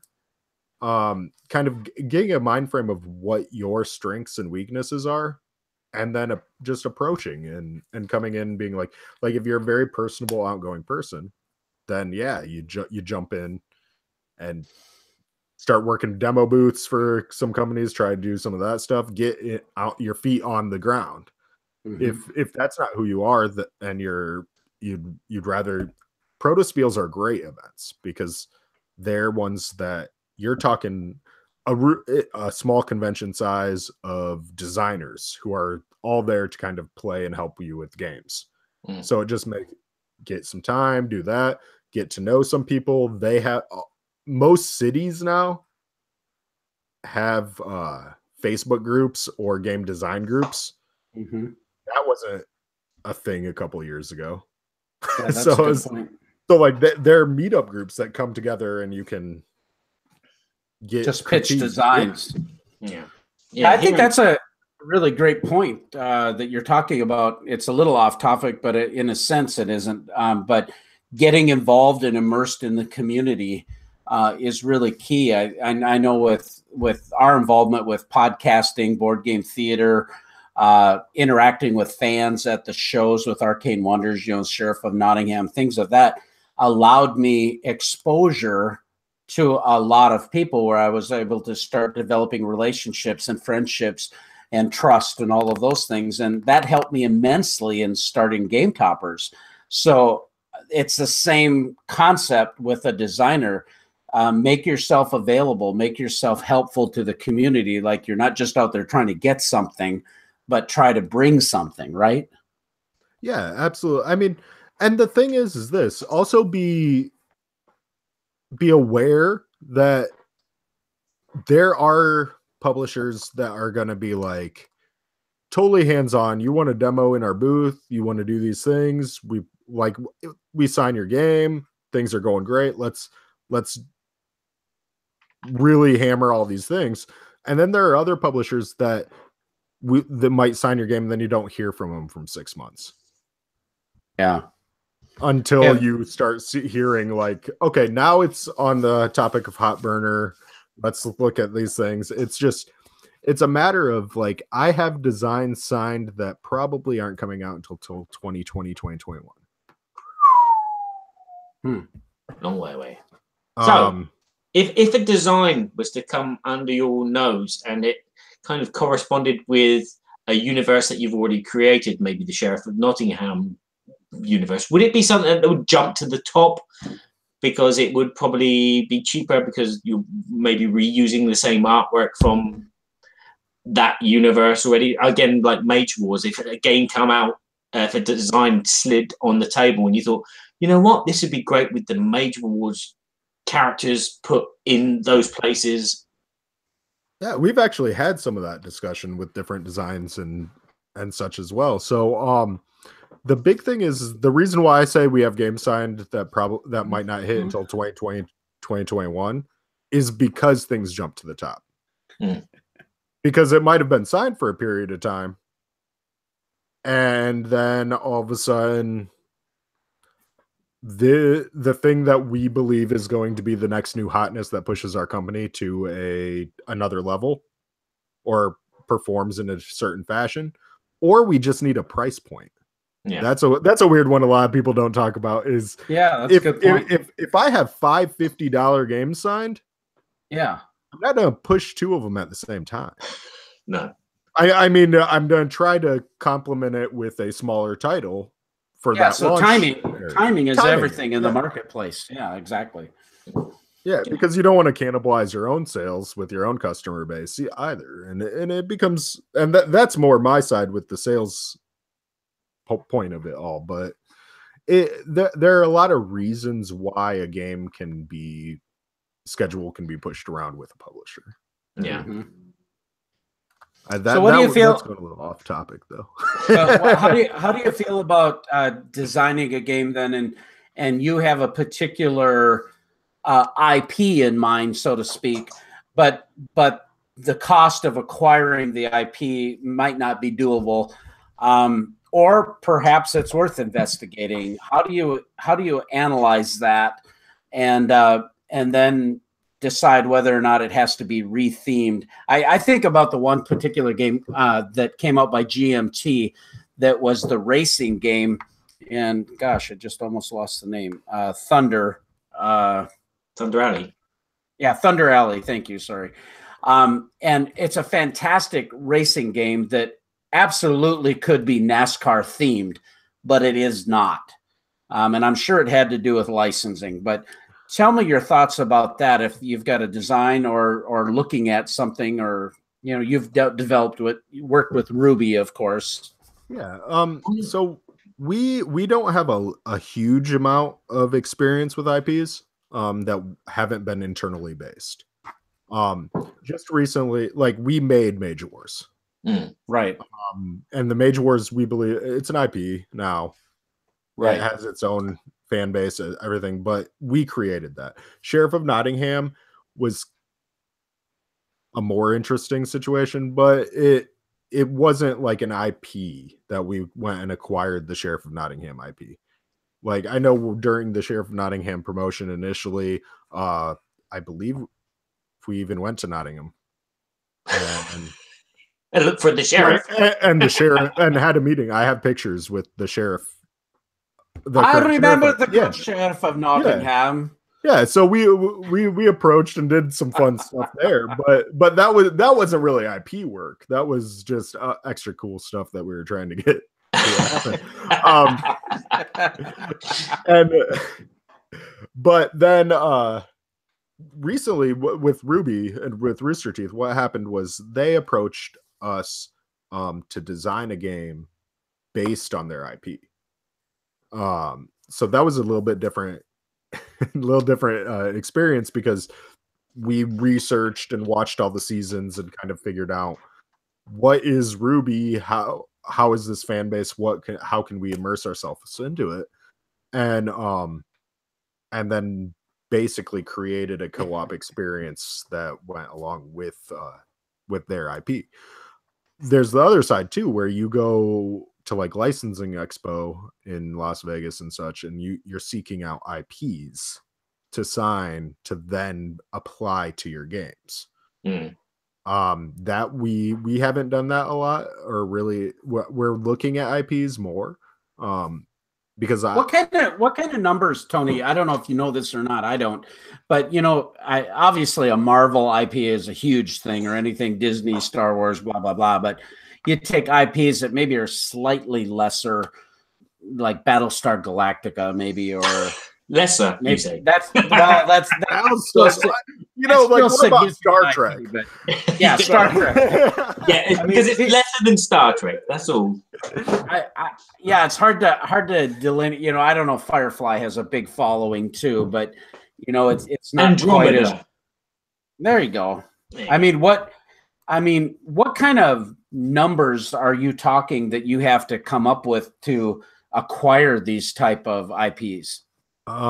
So I can't talk specifics on things, but typically there's a percentage, like a royalty, similar to what a designer is paid on sales. So, depending on the size of the IP, there might be an upfront cost. Like, you could say it's like a signing bonus, but typically these numbers are large depending on the IP. Yeah. I've heard of 5-figure upfront payments. I can say that for Batman Gotham City Chronicles, Frederick Henry, he said that they had to pay the license, which was $400,000 to do Batman, and then they still have, I think it's around 12 to 14% of the sale for each game, base game. Wow, that's expensive. That's an expensive upfront cost.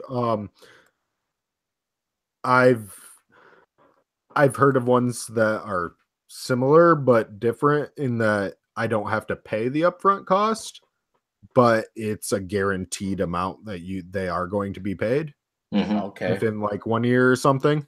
So that if royalties actually pay it all, then great. But if not, you still owe us X. Yeah. Wow. Yeah. So, but really, where it comes in here is the size of the IP. Right. That changes the whole discussion factor. It might be something like just a royalty payment or something for some smaller things, but really, it can be significant. So, yeah, Kabuki Kid made a comment. Oh, go ahead. I'm sorry. Kabuki Kid said, "I doubt many designers design an IP without already having that IP in their lap, so to speak."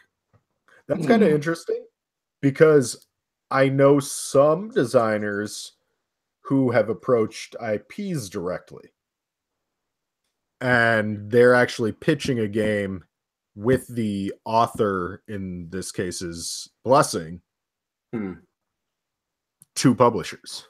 Well, I know, like Richard Lanius, he did that Planet of the Apes game with IDW, so they put that IP on it. You know, was that game originally designed to be a Planet of the Apes IP game, or I don't know the backstory on that. Yeah, I'm not sure on that one.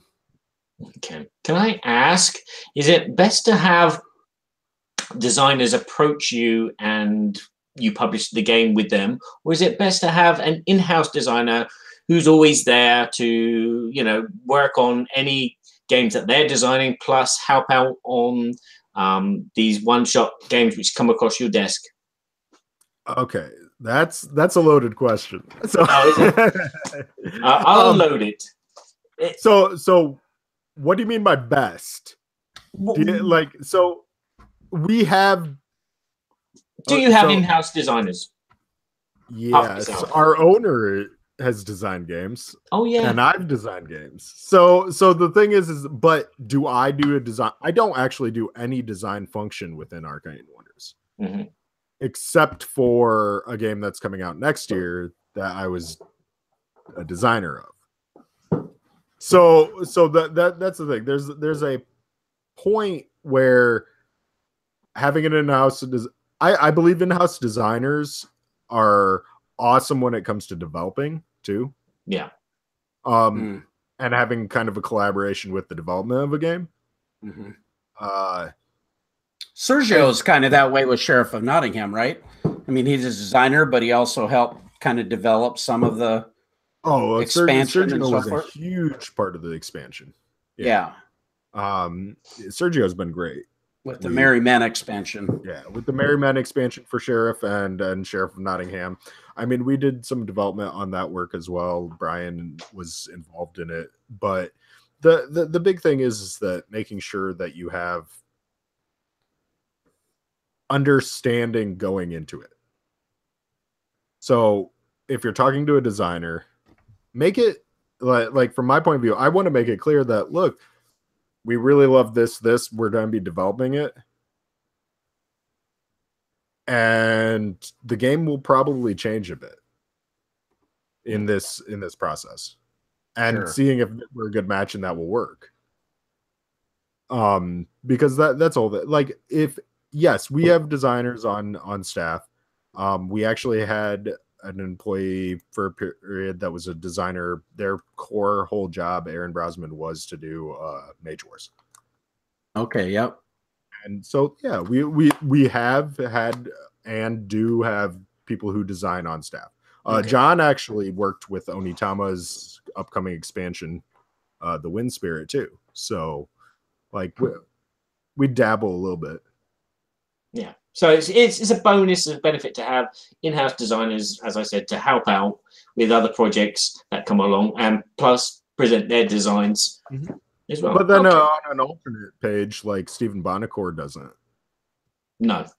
Like he signs games from a multitude of different designers. So everyone kind of does their own thing. It's one of those. He always makes an offer that you can't refuse, though. That's the thing. Well, I think we're going to move on to our top 5 of our design dream team. But Kabuki Kid does have a question for Tony and says, what was Tony's favorite game as a kid? And maybe what was the game that got him into the modern hobby? Okay, that's really easy for me. So it was Key to the Kingdom. Ah. The game that had the board that folds out once you jump into the portals, and then it folds back in, and if it folds back in, it can crush players and stuff. It's a die roll to move type game that it's probably the nostalgia of it is a lot better than the gameplay now that when I look at it. But got me kind of into it. And then Dungeons and Dragons and Magic the Gathering. Wow. Yeah. So basically right around that phase, I had a group that came to my house and we played D&D in my basement. And but Key to the Kingdom started it. It was the board game that I had when I was a kid. And then with the fantasy that was like 6 years ago or something like that, Tony. Yeah, 6 years, 7 maybe. No. Yeah, and then D&D with my group in the basement, totally running 2nd edition, Advanced Dungeons and Dragons modules, and making up as much crap as we could on the go because we had no idea what we were doing, but we had a great time. Yeah. Okay, so we're now going to reel off our top 5 designers that we'd love to work for our own imaginary production companies. Would you call it a production company? Games edition. It's an edition here in France. So, so we've all made lists, hopefully, of designers that we'd like to have working with us. And we're going to kick off with number 5. Again, these are just... For me, these designers are people that have great ideas, who have always something original, which kind of pops, and just make great games for me. So, number 5. Yeah, do that. Okay, my number 5 is Elad Goldstein, the owner of Golden Egg Games, which unfortunately hasn't had a good reputation, but his games I've played and they have such an imagination, and they have mechanisms which are really solid, thematic, but also imaginative and different to everything else that I've played. And I really admire his style of game design, from everything from Glory to Power or something like that. The dice mechanic, it's a simple mechanic, but it's so complex on how the many mechanisms that you can use to put the dice in orders, to buy the cards that you need to get to the bits and bobs. I love it. It's a great game. It's his Airlines game is really good, and Prime Time, which came out the same year as Gil Hover's The Networks, I deem far superior to the networks due to the fact that it does actually feel like you are a producer of a television channel. You have, these characteristic statistics of players, not players, but the viewers. You have like the female audience, the male audience, the teenage audience, the elder audience, and you've got to try and get these demographics into your programs to make your programs pop. Great designer. Unfortunately, things have not been going well for him, but hopefully in the future we will see more great designs from him. And that's my number 5, Elad Goldstein. Elad Goldstein. All right. Well, number 5 for me is a designer that not only designs games, but he publishes and he does the artwork. And this is an incredibly unique skill set to be able to manage those kind of skills and do them as well as he has done. So I've met this individual before at some conventions, and I have a great admiration for him. I think it'd be a thrill to work with him on my design team. And that name is Ryan Lockett of Red Raven Games. Ryan has just done some amazing artwork. He's got a really unique art style. I love some of his games. City of Iron is one of my favorite ones. I love Empires of the Void, which is TI3 Light, if you will. He has the Near and Far and several other games that he's produced, but super nice fellow, very soft-spoken, but incredibly talented, very bright. And I would love to have him on my design team. So Ryan Lockett of Red Raven Games. Tony, what's your number 5? Okay, so my number 5 is also a designer publisher who I have learned a lot from. Had some great conversations. And I can't pronounce his last name, but everybody knows Ignacy. Oh, Ignacy Chevacek. Yeah. And a Portal game. So basically, I've really I've read his books. I've just really loved his whole approach into design, and especially into design playtesting. How he keys in on key things that they're looking for in each game during each test. I just think the entire process of making a game with him would be an incredible experience. Yeah, absolutely. He's on my honorable mention list. Ignacy's a fantastic individual and does a great job with Portal games. Okay, number 4s. My number 4 is my good kissing friend Frédéric Henry, who has designed Timeline, Conan, Batman, The Builders, The Inventors, and Asteroids.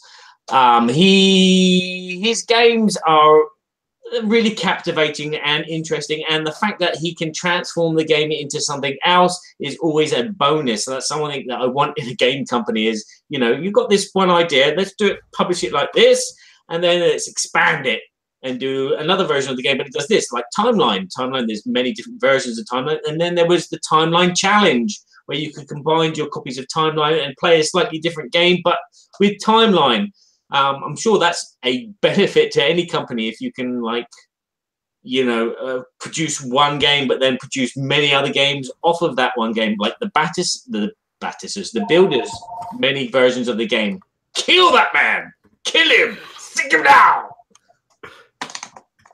You've ruined my flow. Sorry. I'm in my office. You can tell I'm not at the same location here. Yes. So, he's a great designer. He's very open to ideas, and I've enjoyed everything that he's produced so far. So that'd be my number 4, Frédéric Henry. Well, my number 4, and this is gonna sound a little self-serving. See? Thanks a lot. But I can't turn it off. All right. Unplug it. Technology. Thanks a lot. This is exciting. This is blow radio. Blow out the candles. That's how it's off. All right. Well, anyway, so number 4, live TV here. Number 4. This is going to sound a little bit self-serving because I have a dear friendship with this man, But the publisher that I'm going to call out here is Brian Pope from Arcane Wonders. Designer, Brian Pope. And he's a publisher and a designer, a businessman, entrepreneur. But the reason I'm picking Brian is because I saw the work that he's done with Mage Wars and the care and the attention to detail that he does, right down to the littlest things like the art direction and those kind of things. But he's also super concerned that the mechanics work well and that it's a great game. That's always his emphasis. But he's just a ton of fun to be around. And so Brian and I have developed a friendship. So I would love to design a game with Brian, because I could see us working together from a publishing, but also from a design standpoint. And he's well-versed at gaming. He really understands that. So I know it sounds a little self-serving, but it's someone I know that I feel like I could really work with well. So that would be someone who would be my dream team number 4, Brian Pope, Arcane Wonders. Okay. Yay, Brian! Yay! I know it sounds so bad, but that's honestly from my heart. I think it would be really cool. At least it's not number 1. Then it would have sounded. So, I'm going to bring in a relatively newer designer right in this one. Erica Hayes Boyoris. Okay. I butchered last name, so that's so Erica did Roar, King of the Pride, for IDW, and also Ink Monsters recently. It's another one of those situations where I have met Erica in at a number of conventions, and she has really impressed me with like her knowledge of design in this. She's part of the Canadian Designers Guild, I believe. And basically it's just been I'm hoping to be able to work with her in the future, because her designs so far that she's pitched have been really interesting. It's just not been our fit. Yeah. Huh. Fantastic. Okay, my number 3. He says, making a quick decision. I've got 2 names here. I'm going to go with a new up-and-coming designer who has impressed me immensely, and I'm probably going to butcher his name. His name is Jamel Hash, who designed Photosynthesis and Dragon Castle. I was going to say Lorenzo Silva, because they do work together, and they've got a lot of new games coming up, but Jamel has impressed me immensely with his abstract games with really deep theme, and luckily he's got these production companies behind him to get these great production value games out there. I think he is someone to watch. He's got a game coming from Call Mini or Not very, very soon, which sounds amazing. It's a theme which you've never seen in a board game before. I promise you that. But yeah, my number 3 is Jamel Hatch. Awesome. My number 3 is a very prolific designer who I've had the opportunity to interview at Gen Con and some other conventions. Very prolific, amazing titles. You'll probably know it when I start to mention some of these titles. But designed, sometimes he's co-designed there a little bit with Abyss, 5 Tribes, Shadows over Camelot, Cleopatra, Dice Town, King Domino, Cyclades, 7 Wonders. I think that he's one of my favorite designers. I love the style of gameplay. It's not super heavy, but very thoughtful. You know, he's very, you know, he's a Frenchman. Oh, yes, you. But it's Bruno Catala. I love Bruno Catala. I think it would just be a thrill to work with him. And he's a good guitar player as well. So number 3 for you, Mr. Gullotti. Okay, so I actually have a kind of a trend going here on this one. This is also publisher designer, who I follow all of their video vlogs, all their blog posts, the immense amount of information he feeds into the Kickstarting channel, as well as board game channel in general. It would be Jamie Stegmaier. Yeah, absolutely. Viviculture, Tuscany. Basically, one of the big reasons, one, because I think I'd learn a ton from the experience, but another of it is that he makes games that are completely different from what I make. His are very big, very complex with lots of systems. A lot of the games that I've created and worked on have centered around one core system or mechanic, and I think I think there would be a way to mesh the bringing in different interesting core mechanics with a bigger worldview type thing that he always has. So I don't know. I think it would be a good experience. Yeah, good choice. Good choice. Absolutely. He's on my honorable mention as well. Fantastic.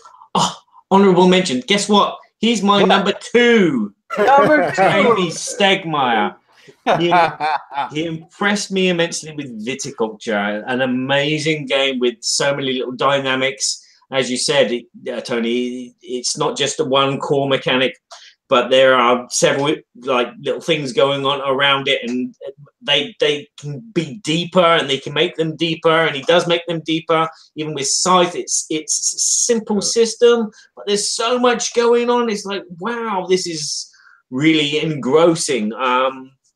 I think he would make a brilliant head, probably team designer.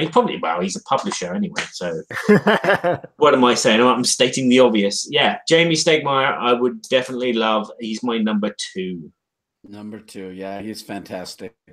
Well, my number 2, this is again a very prolific designer, but he's the designer of my favorite game of all time. Many of you know that my favorite game is Blood Rage, and of course I'm talking about Eric Lang, who now works with Cool Mini or Not, but he's designed, the others, The Godfather, Dice Masters, many other games. I think he's an incredibly funny fellow. I think his type of mechanics really mesh with my style of gameplay. So if I were designing a game, I would like to learn and incorporate some of those processes that he uses to develop those mechanics. He tends to like a lot of worker placement, which are some of my favorite type of mechanics. A little bit of area control, another favorite mechanic for me. So Eric Lane, number 2 for Burky. The jury's still out on that one, Rick. Oh my. Okay, wait, it's me again, isn't it? Okay, so number 2. This is a designer that works for Loan Shark Games. Been real big with Apocrypha. I think I pronounced Apocrypha recently, and also has worked on the Pathfinder adventure card game. She started off doing steampunk live action role playing game as well. I didn't know that, but I just saw that on her BGG profile. This is Liz Spain. So the big thing that I've noticed with Liz is that she creates a world with her designs, and it's very thematic, very immersive, and it's just one of those designers that I just really feel that it would be a great experience to work with. Yeah, that's awesome. What games has she designed? Apocrypha, and then she's worked on the Pathfinder adventure card game, and she's worked on also the Betrayal on the House of the Hill Widow's Walk expansion. Oh wow. And Incredible Expeditions, 1001 Tales of Betrayal mini expansion. And she's been part of Loan Shark Games. So okay, wow, fantastic. Well, we are now on to our number 1. Sir Badger, bring us into your number 1. Oh, I'm a sir now. Oh, thank you. My number one designer that I'd definitely want in my board game production company is a guy that likes making farming games. I know. Yeah. It's Uwe Rosenberg. Uwe. I don't know. My board game company, the motto would be farming. And every game that I produce would be a farming game of some sort where you're shipping goods, growing stuff. He has produced so many farming games, which is so great. I mean, not only those, but he has Cottage Garden, which is I love. It's just so zen and pleasing, planting your little plots of land. And of course, I love the original Agricola. I haven't played Caverna, but Agricola is just one of those groundbreaking games which I just adore to bits. And he would be my head honcho board game designer in my company, making farming games like those other farming games that he makes, like Feast for Odin. And love that. He's absolutely one of my favorite designers too. You know, Caverna and Agricola, Feast for Odin. I mean, Fields of Arla. Fields of Arla. Yeah, he's amazing. Love him. Well, my number one. This is probably going to surprise you guys because last week we talked about some things. Our last episode, and Barry brought out something about his favorite type of. Oh gosh, I just lost it. Pizza. Yeah, that's what it was. Pepperoni pizza with anchovies. My favorite deodorant. My favorite. Old Spice. My favorite guitar string. Yeah, is an E flat, E major flat. Yeah, I prefer that better than the G string. The G string. Yeah. G. No. So anyway, I think what he's noted for his card games, and Barry made a comment about, you know, his most innovative little mini game, and he said a deck of cards. And I think what kind of made me think about that a little bit is all the fun that I've had playing card games over the years. You know, cribbage. We played the mess out of cribbage and gin rummy and poker and different things. Well, this designer is noted for his card games. And I love the mechanics he brings to the game. He's not a super big theme guy or anything like that, but he brings a knowledge. He's one of my favorite people in the industry, and I would love to work with him. This guy has designed the games like the Mystery Rummy series games.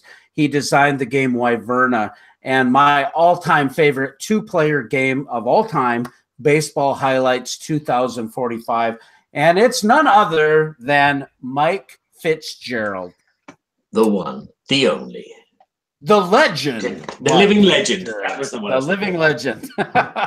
Love Mike, and I think it would just be fun working with him and getting in his head on how he designed Diamonds, also with Stronghold Games. And I mean, I just love Mike. I think he's brilliant. It's a good one. My number one. So enlighten us, Sir Gullotti, with your wisdom of number one. Okay, so I took this as a little bit different approach, but I love abstract games. So that's abstracts neat. Are, depending on the abstract, they can be themed very well, and actually it becomes more than an abstract. But it all comes down to the math and the crunch of the balance of the game. Yeah. So there's a designer, and I've met him, like, kind of theme, but Gordon Hamilton, he designed Santorini. Oh, yeah. He's been a professor for years. He's been huge into math and science, and he presented a number of games to me at a different show, and I was just blown away because so many of them were things that were just so different than what was on the market that for different educational purposes or such, like different markets than the gaming market. And I was like struggling to figure out how to actually bring some of these really cool concepts into a game that would appeal more widespread in our segment of the marketplace. And unfortunately, the one that I really liked that I wanted to bring on, he said was signed to someone else. So that one was where I was like, oh man, they got it. But his mathematical approach to game design and his use of space is something that I really enjoy. So if I were to pick someone that I was like, okay, I have to work with this person sometime or someday, it'd be Gord. Wow, that's awesome. Yeah, that's a good perspective. Well, we're kind of running late, so we're going to wrap this baby up, but we want to give a big shout out to our sponsors. We've got Uwe Eichert at Academy Games. Check them out at academygames.com. And we have Tony Gullotti here, sales director of Arcane Wonders. And you can check out their new Dice Tower Essential Games, Critical Mass, also Senshi, at arcanewonders.com. Barry, do you want to let us know where people can get a hold of you at? You can. Sorry.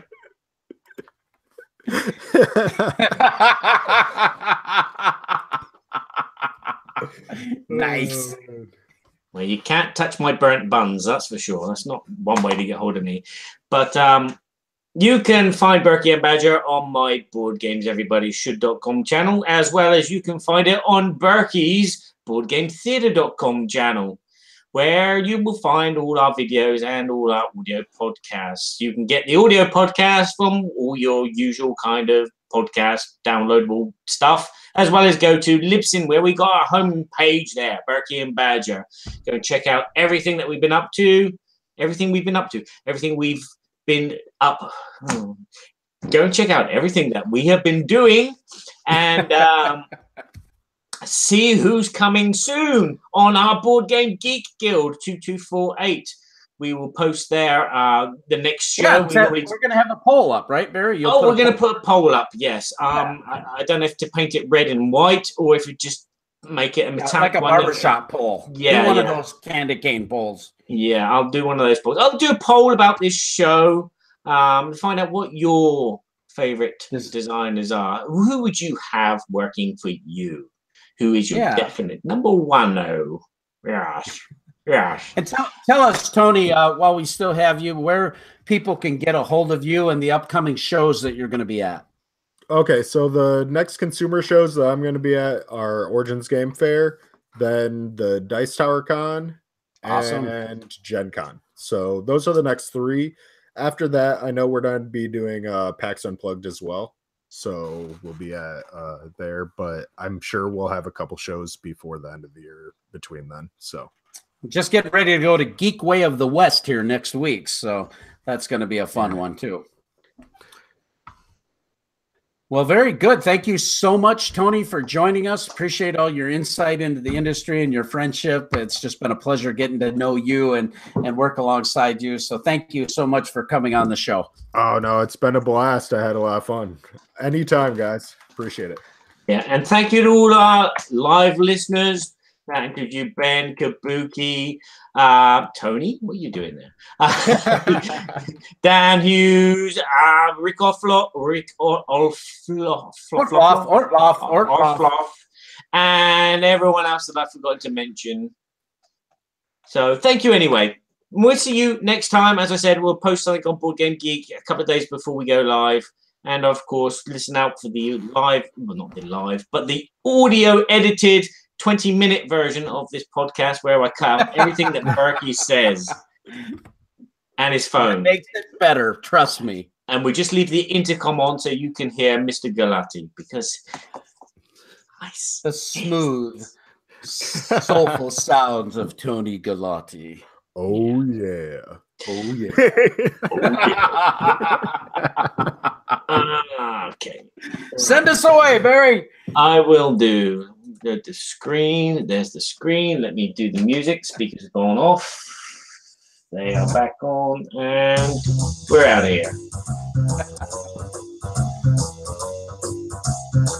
We're so glad we had this time together.